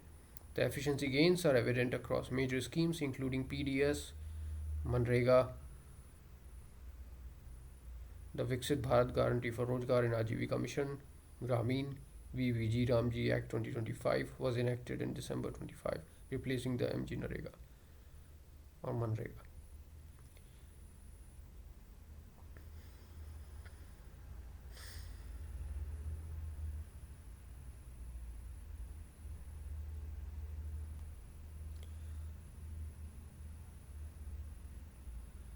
Beneficiary coverage expanded nearly 16-fold from about 11 crore to 176 crore over the past decade. Efficiency gains are evident across major schemes including PDS, MG Narega, PM Kisan, and fertilizer subsidies.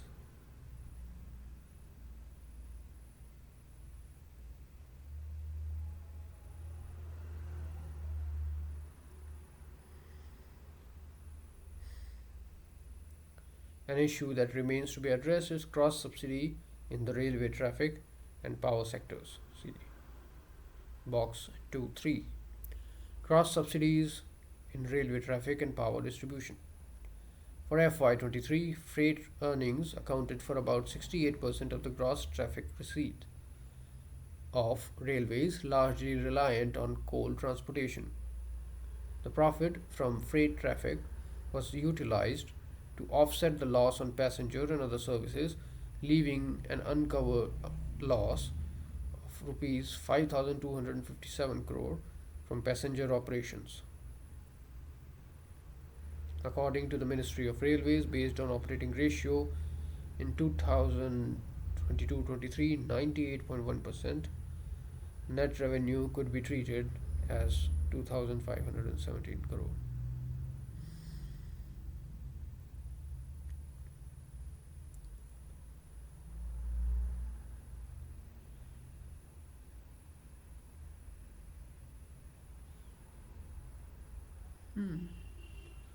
CAG, Comptroller and Auditor General of India, Report number 9 of 2025, Union Ministry, Ministry of Railways.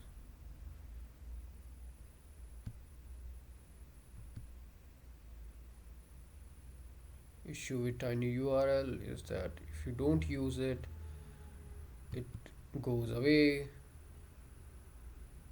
We are not sure if they have taken a specific paid version or something. If you don't use it for a year, it just goes away.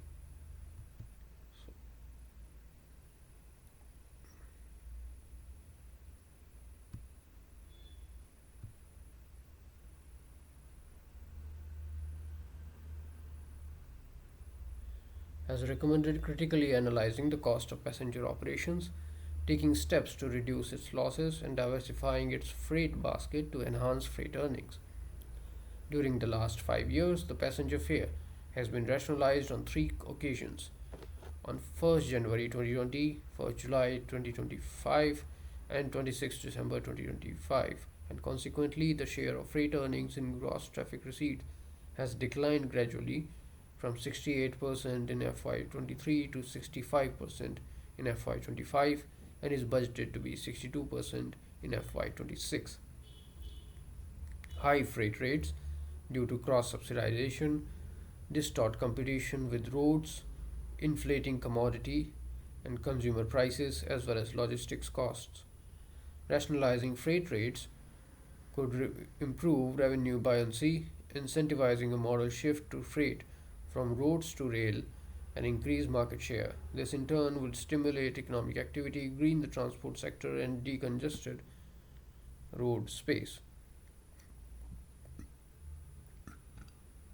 India's power sector cross subsidization primarily involves charging higher tariffs to industrial and commercial consumers, subsidizing categories to offset lower tariffs for domestic and agricultural users, subsidizing categories.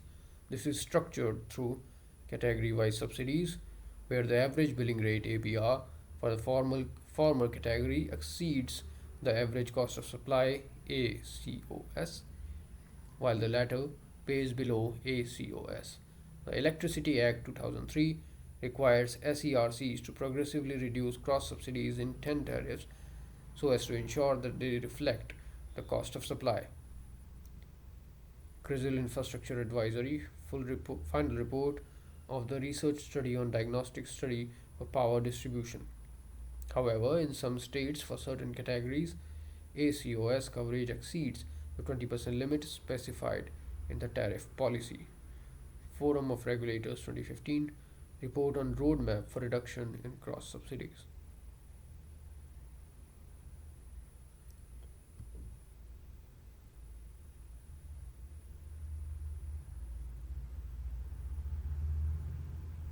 Accordingly, the Electricity Amendment Act 2025 was introduced to address deep rooted inefficiencies, alleviate financial strain on the power sector, promote competition, and optimize network costs across India's power distribution sector.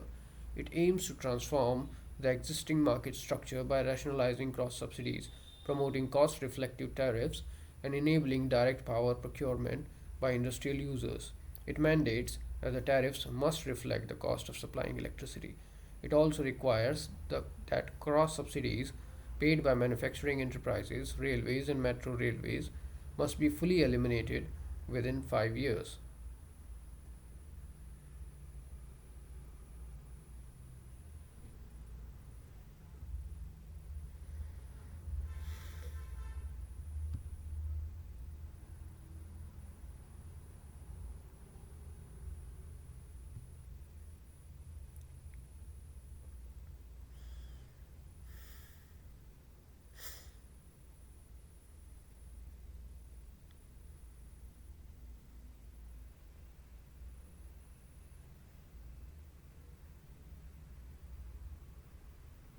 Going forward, a balanced approach could include rationalizing tariffs for subsidized categories by introducing phased rates and quotas as well as voluntary and category based exclusions.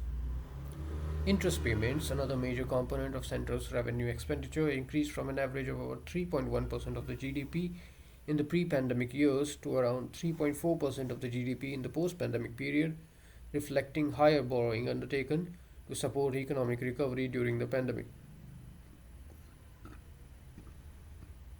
Interest payments account for approximately 36.8% of the net revenue receipts to the center in FY25 provisional estimates. Net revenue receipts to center equals net tax revenue to the center plus center's non-tax revenue.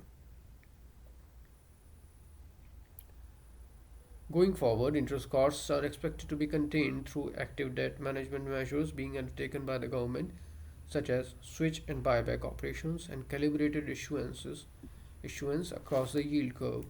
In parallel, sustained direct and indirect tax reforms are expected to strengthen revenue flows in the medium term, thereby directly reducing incremental borrowing requirements and, in turn, the interest burden as fiscal consolidation progresses.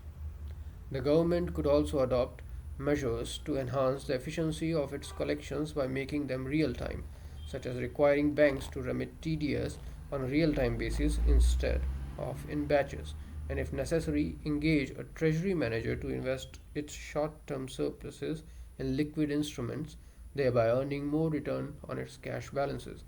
The government has already undertaken significant process reforms to improve the efficiency, timing, and transparency of fund releases, and while incurring expenditure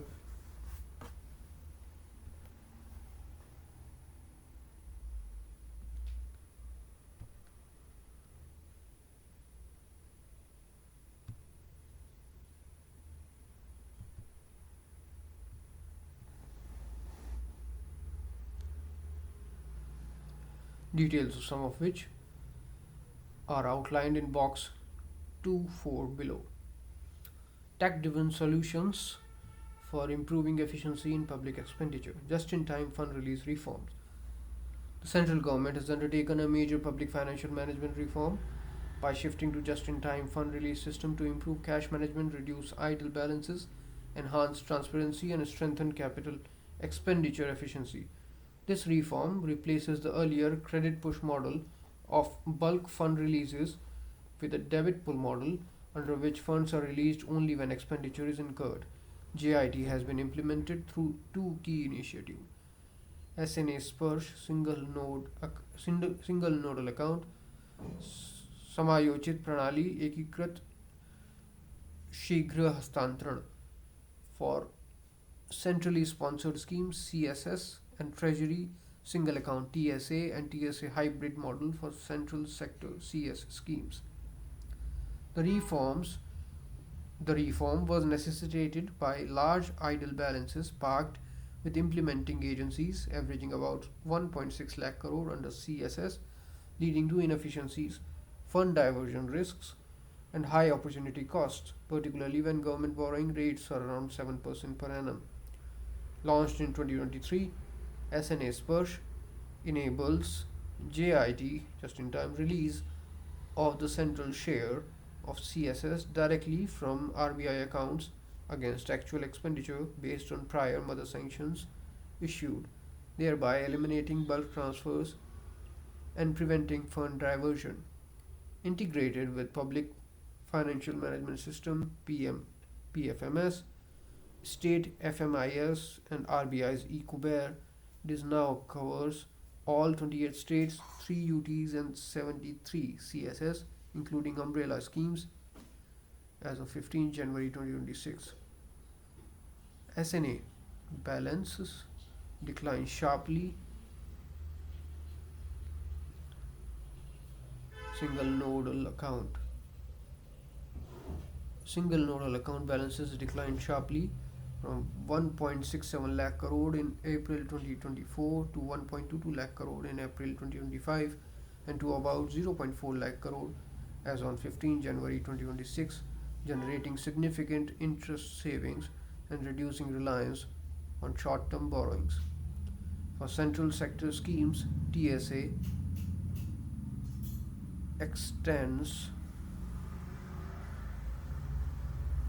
Treasury single account. For central sector schemes, Treasury single account extends just-in-time principles by eliminating advance transfers to implementing agencies with funds drawn directly from RBI accounts through assignment limits. From FY25, all CS schemes with outlay of 100 crore or more are covered. The TSA hybrid model addresses schemes involving private or lower tier agencies by ensuring immediate just-in-time transfers for payments.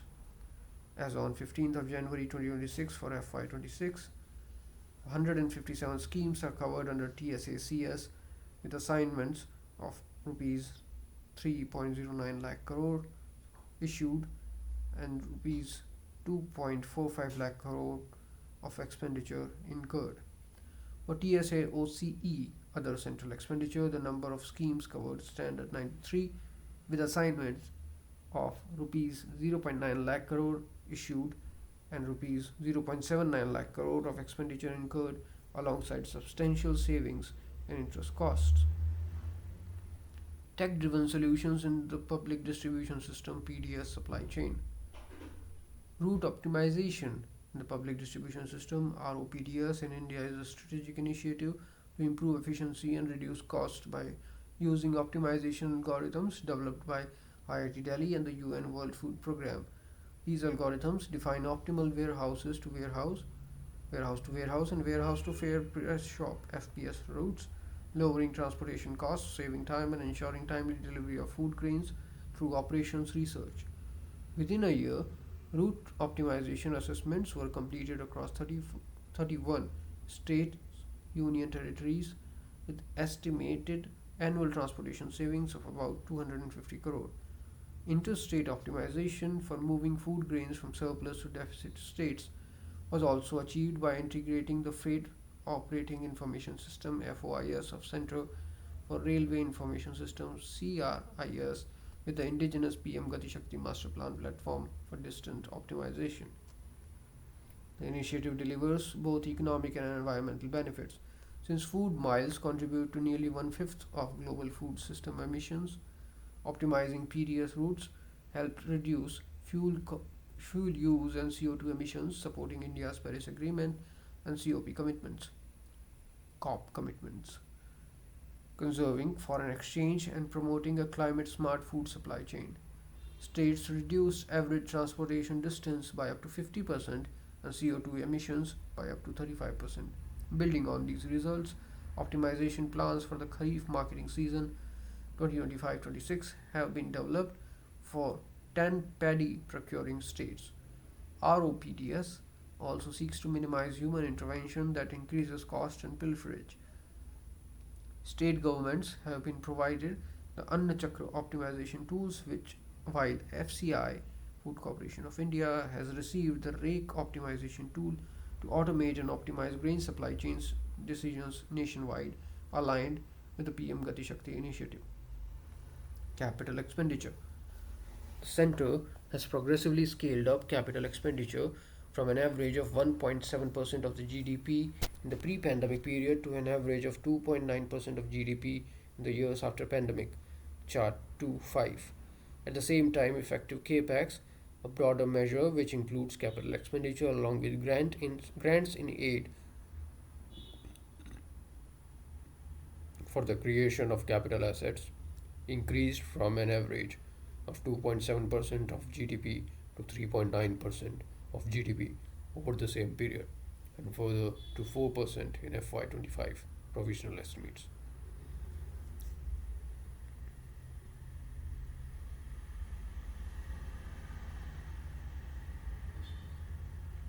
These grant in aid have supported asset creation in key areas including urban and housing affairs, the Jal Jeevan Mission, and rural development. The sustained expansion of the capital component, achieved alongside declining revenue and fiscal deficits, reflects a deliberate rebalancing of expenditure toward asset creating outlays.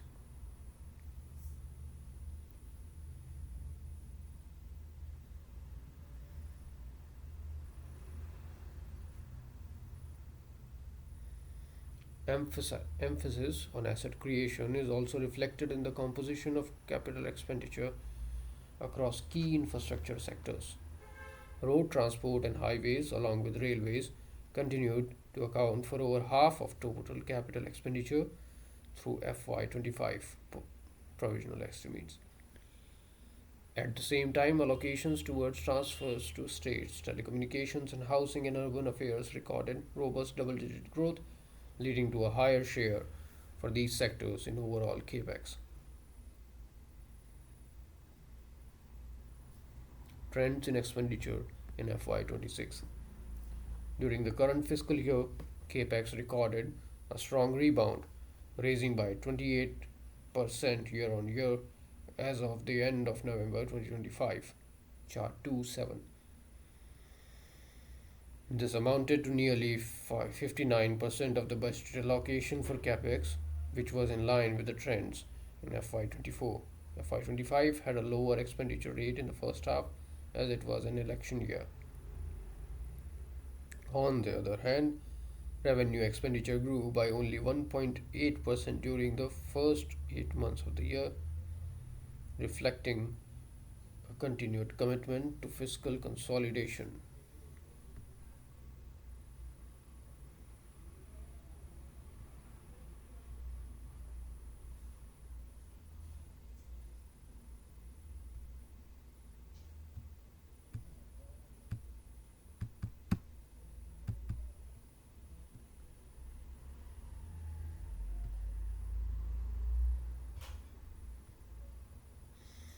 On the other hand, revenue expenditure grew by only 1.8% during the first 8 months of the year, reflecting a continued commitment to fiscal consolidation. Total expenditure as a share of budget estimates was broadly in line with the performance observed during the same period in the past 2 years.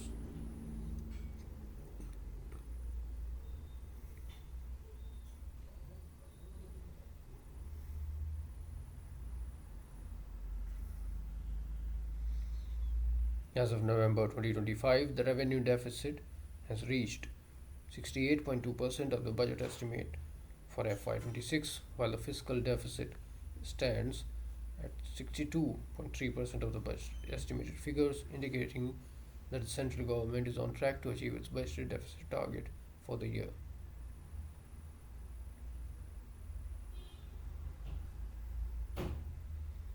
Overview of state government finances: expanding central state transfers through tax devolution and finance commission grants. Fiscal transfers from the center to the states constitute an important component of the overall fiscal landscape. Transfer of funds from center to states comprises the share of states in central taxes devolved to the states, finance commission grants, CSS, and other transfers. The total transfer of resources from center to states has increased significantly in recent years, more than doubling between FY20, the last year of the 14th Finance Commission award period, and FY26 BE. In GDP terms, total transfers rose from 5.7% to 6.9% over the period, and in absolute term from 11.5 lakh crore to 25.6 lakh crore. Finance Commission grants.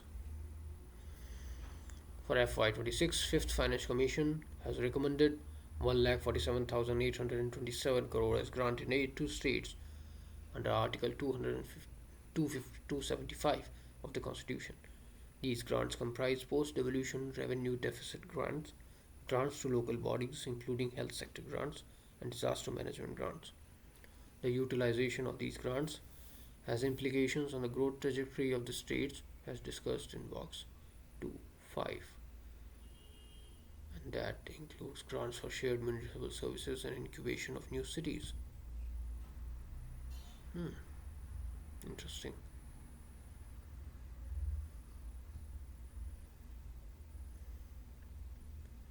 Fiscal devolution, and economic convergence across states. Fiscal devolution is a core feature of India's intergovernmental fiscal architecture. Transfers from center expand the fiscal space available to states, but their contribution to growth depends on prevailing fiscal conditions and, more importantly, on how these resources are deployed. Evidence from long-term state-level analysis by Maharashtra Institution for Transformation (MITRA) over 1980 to 81 to 22-23 indicate that higher transfers by themselves do not automatically generate faster growth in lower income states. The growth payoff is mediated by expenditure composition and fiscal discipline.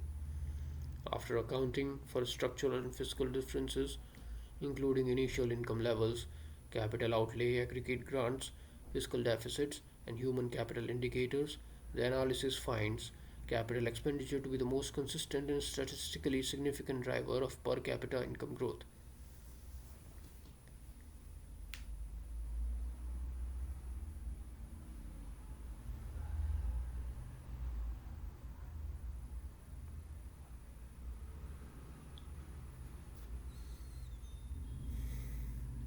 States that devote a larger share to resources to capital formation tend to record stronger growth outcomes even after controlling for other factors,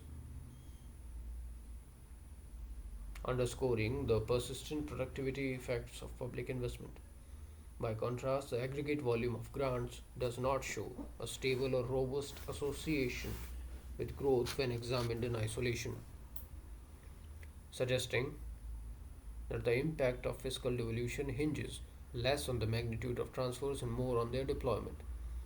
Higher fiscal deficits are associated with weaker subsequent growth,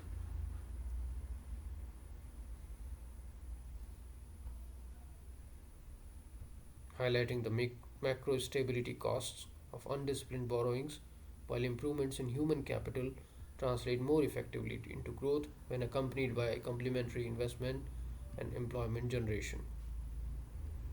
Taken together, the evidence indicates that what ultimately matters for household welfare is not merely the flow of transfers, but the conversion of public resources into productive assets and opportunities.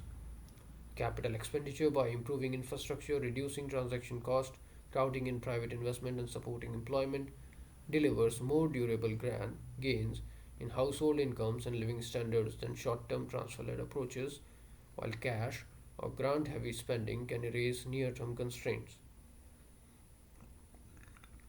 It does not, on its own, create the productivity improvements needed for broad based income growth.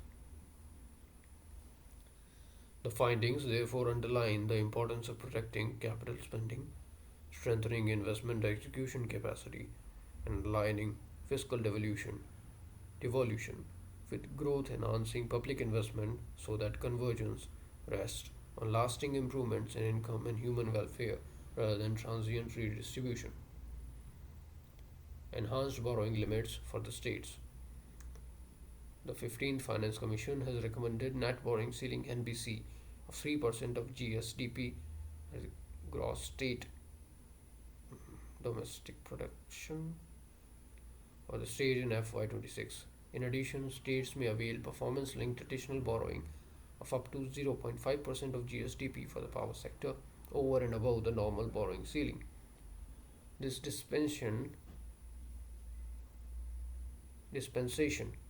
originally applicable from FY21 to FY25 and later extended to FY26, is linked to improving the operational and economic efficiency of the sector and promoting a sustained increase in paid electricity consumption.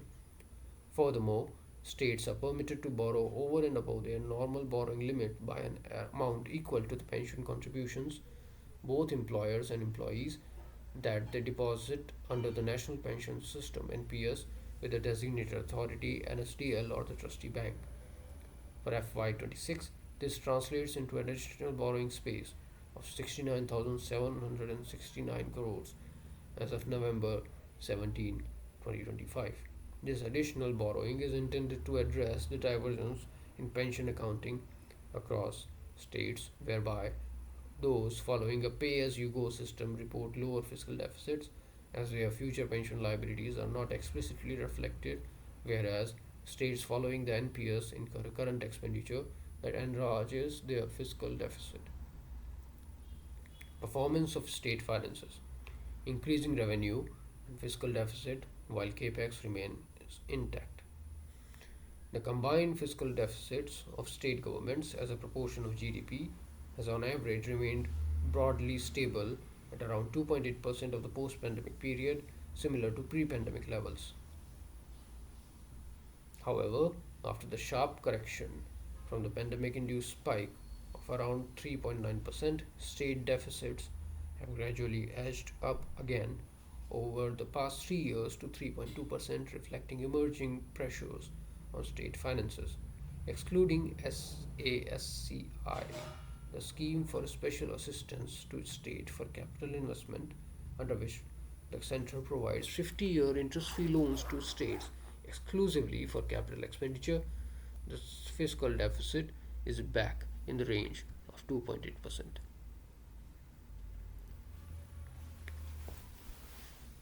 Between FY60, FY19 and FY25 PA, 18 states saw a deterioration in their revenue balances, of which 10 slipped into revenue deficits from revenue surplus, 5 worsened their revenue deficits, and 3 managed to stay in revenue surplus despite deterioration. Overall, states in revenue surplus reduced from 19 in FY11 to 11 19 in FY19 to 11 in FY25 PA, leading to an overall increase in the revenue deficit of states as a collective.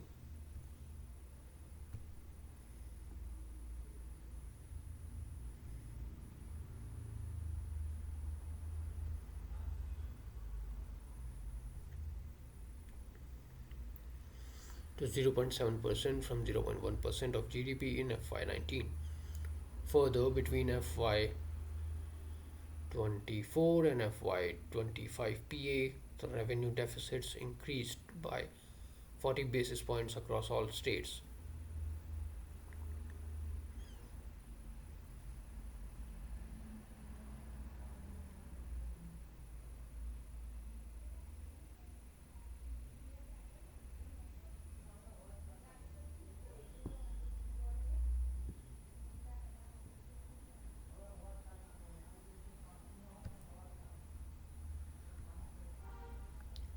Key driver of this revenue fiscal stress has been lagging revenue growth relative to nominal GDP growth, compounded by the incurring of expenditures such as discretionary unconditional cash transfers.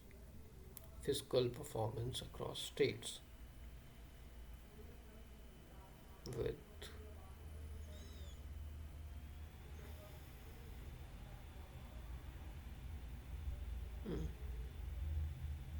AR, Arunachal Pradesh,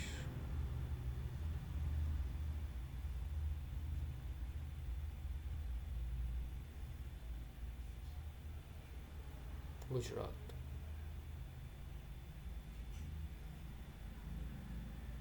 Goa, UP,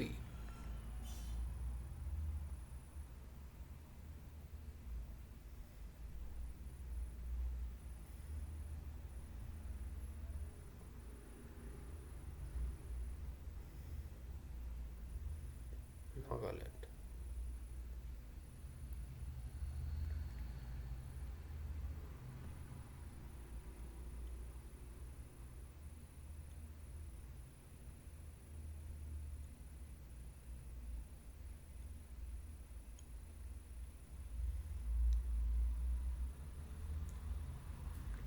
States derive most of their revenues from their own tax sources, which registered a CAGR compounded annual growth rate of 12.6% in the post pandemic period. Resultantly, the share of states' own tax revenue in total revenue receipts increased from 46% in FY22 to about 50% in FY25 PA. Chart 211. The state's share in central taxes constituted the second largest source at around 32%, followed by grant in aid and non tax revenues.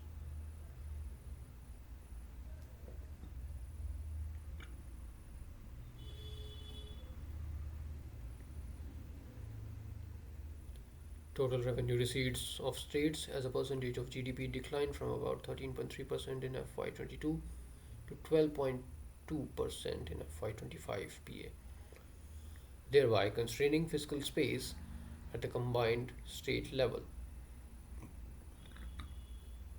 In this environment, where revenues are not matching the pace of nominal GDP growth, the central government has extended interest free loans to states to safeguard capital expenditure. Allocations under SASCI increased sharply from about 12,000 crores in FY21 to around 1.5 lakh crore in FY26.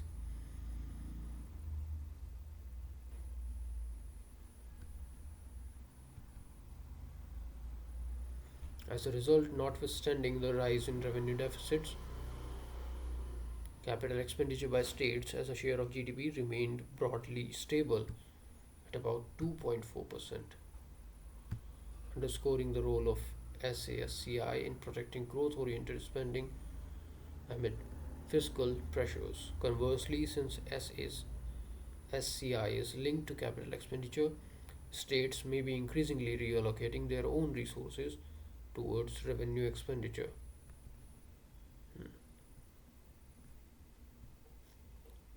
Special assistance to states for capital expenditure or investment. A major boost to states' fiscal capacity in recent years has come from central government's scheme for special assistance to states for capital expenditure, SASCI.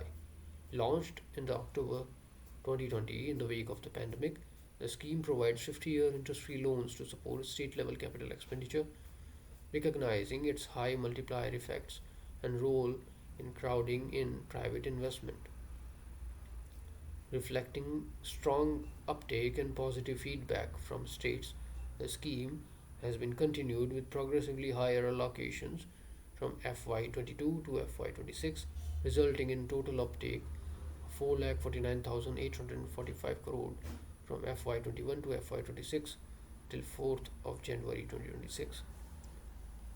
The scheme consists of two parts with a tied and an untied component.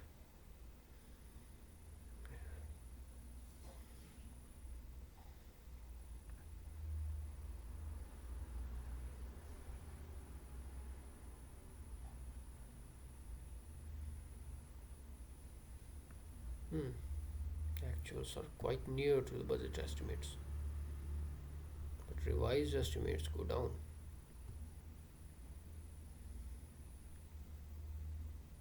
And then they exceed, maybe. SASCI strikes a balance between flexible and reformed oriented approach. In FY26, out of the allotted 150,000 crore, around 68,000 crore has been allocated as untied assistance, enabling states and UTs to undertake priority capital projects of their choice, while 80,000 crore is earmarked for reform linked and sector specific investments. An additional 2,000 crore has been allocated to support states that have faced exceptional revenue shortfalls in recent years. This structure enables states to sustain investment momentum while advancing reforms that enhance efficiency and medium term growth potential. SASCI has played a stabilizing role in sustaining state capital expenditure amid pressure on the revenue account. The overall capital outlay of states increased from 2.17% in GDP in FY22 to 2.37% in FY25. However, excluding SASCI linked capital spending, declined. States capex declined from 2.11% to 1.92% of GDP over the same period. Excluding SASCI linked capital spending. The scheme has therefore helped states avoid a pro cyclical compression of public investment. States with lower per capita incomes have relied more heavily on SASCI to finance capital outlays, reaffirming its role in supporting fiscally constrained states to achieve convergence with the high income states. By sustaining investment and incentivizing reforms, SASCI strengthens productive capacity, enhances future revenue potential, and supports medium term fiscal health.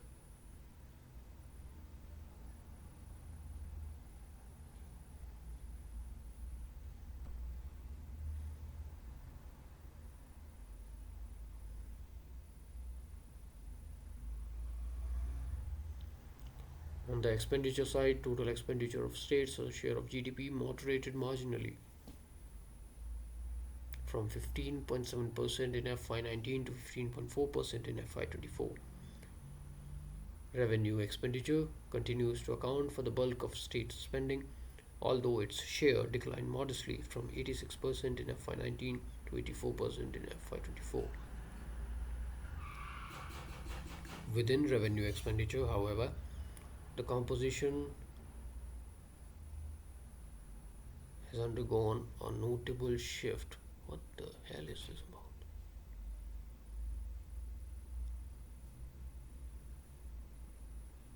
Oh, as a percentage of state spending, okay.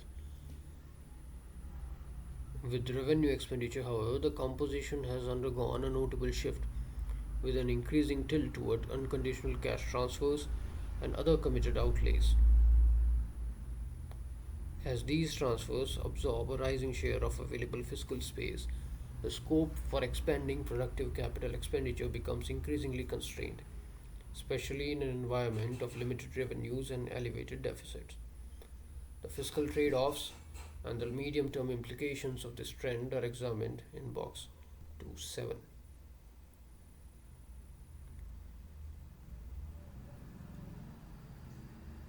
Unconditional cash transfers, fiscal trade offs, and medium term implications. Unconditional cash transfers, UCTs, have expanded rapidly across several states and now form a growing share of state level welfare spending. Aggregate spending on UCT programs, particularly for women, is estimated at approximately 1.7 lakh crore for FY26. The number of states implementing them increased more than fivefold between FY23 and FY26, with around half of these states estimated to be in revenue deficit. PRS Legislative Research, State of Finances and Outlook 2025, New Delhi, PRS Legislative Research.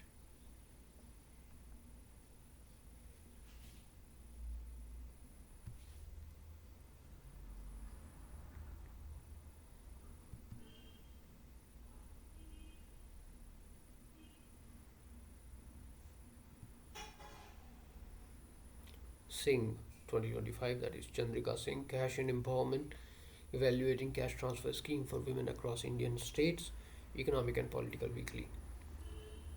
Assessed such transfers to be in the range of 0.19% to 1.25% of GSDP and 0.68% to 8.26% of total budgetary expenditures. She estimates that cash transfers account for a significant share of the monthly income of female casual laborers, 11 to 24%, and self-employed workers, 11 to 87%, across 7 states where the detailed study was undertaken: Assam, Jharkhand, Karnataka, Madhya Pradesh, Maharashtra, Tamil Nadu, and West Bengal. They reportedly account for 40 to 50% of monthly per capita consumption expenditure (MPCE), or at least half of the rural population. They reportedly account for 40 to 50% of the monthly per capita consumption expenditure of at least half of the rural population. Bhai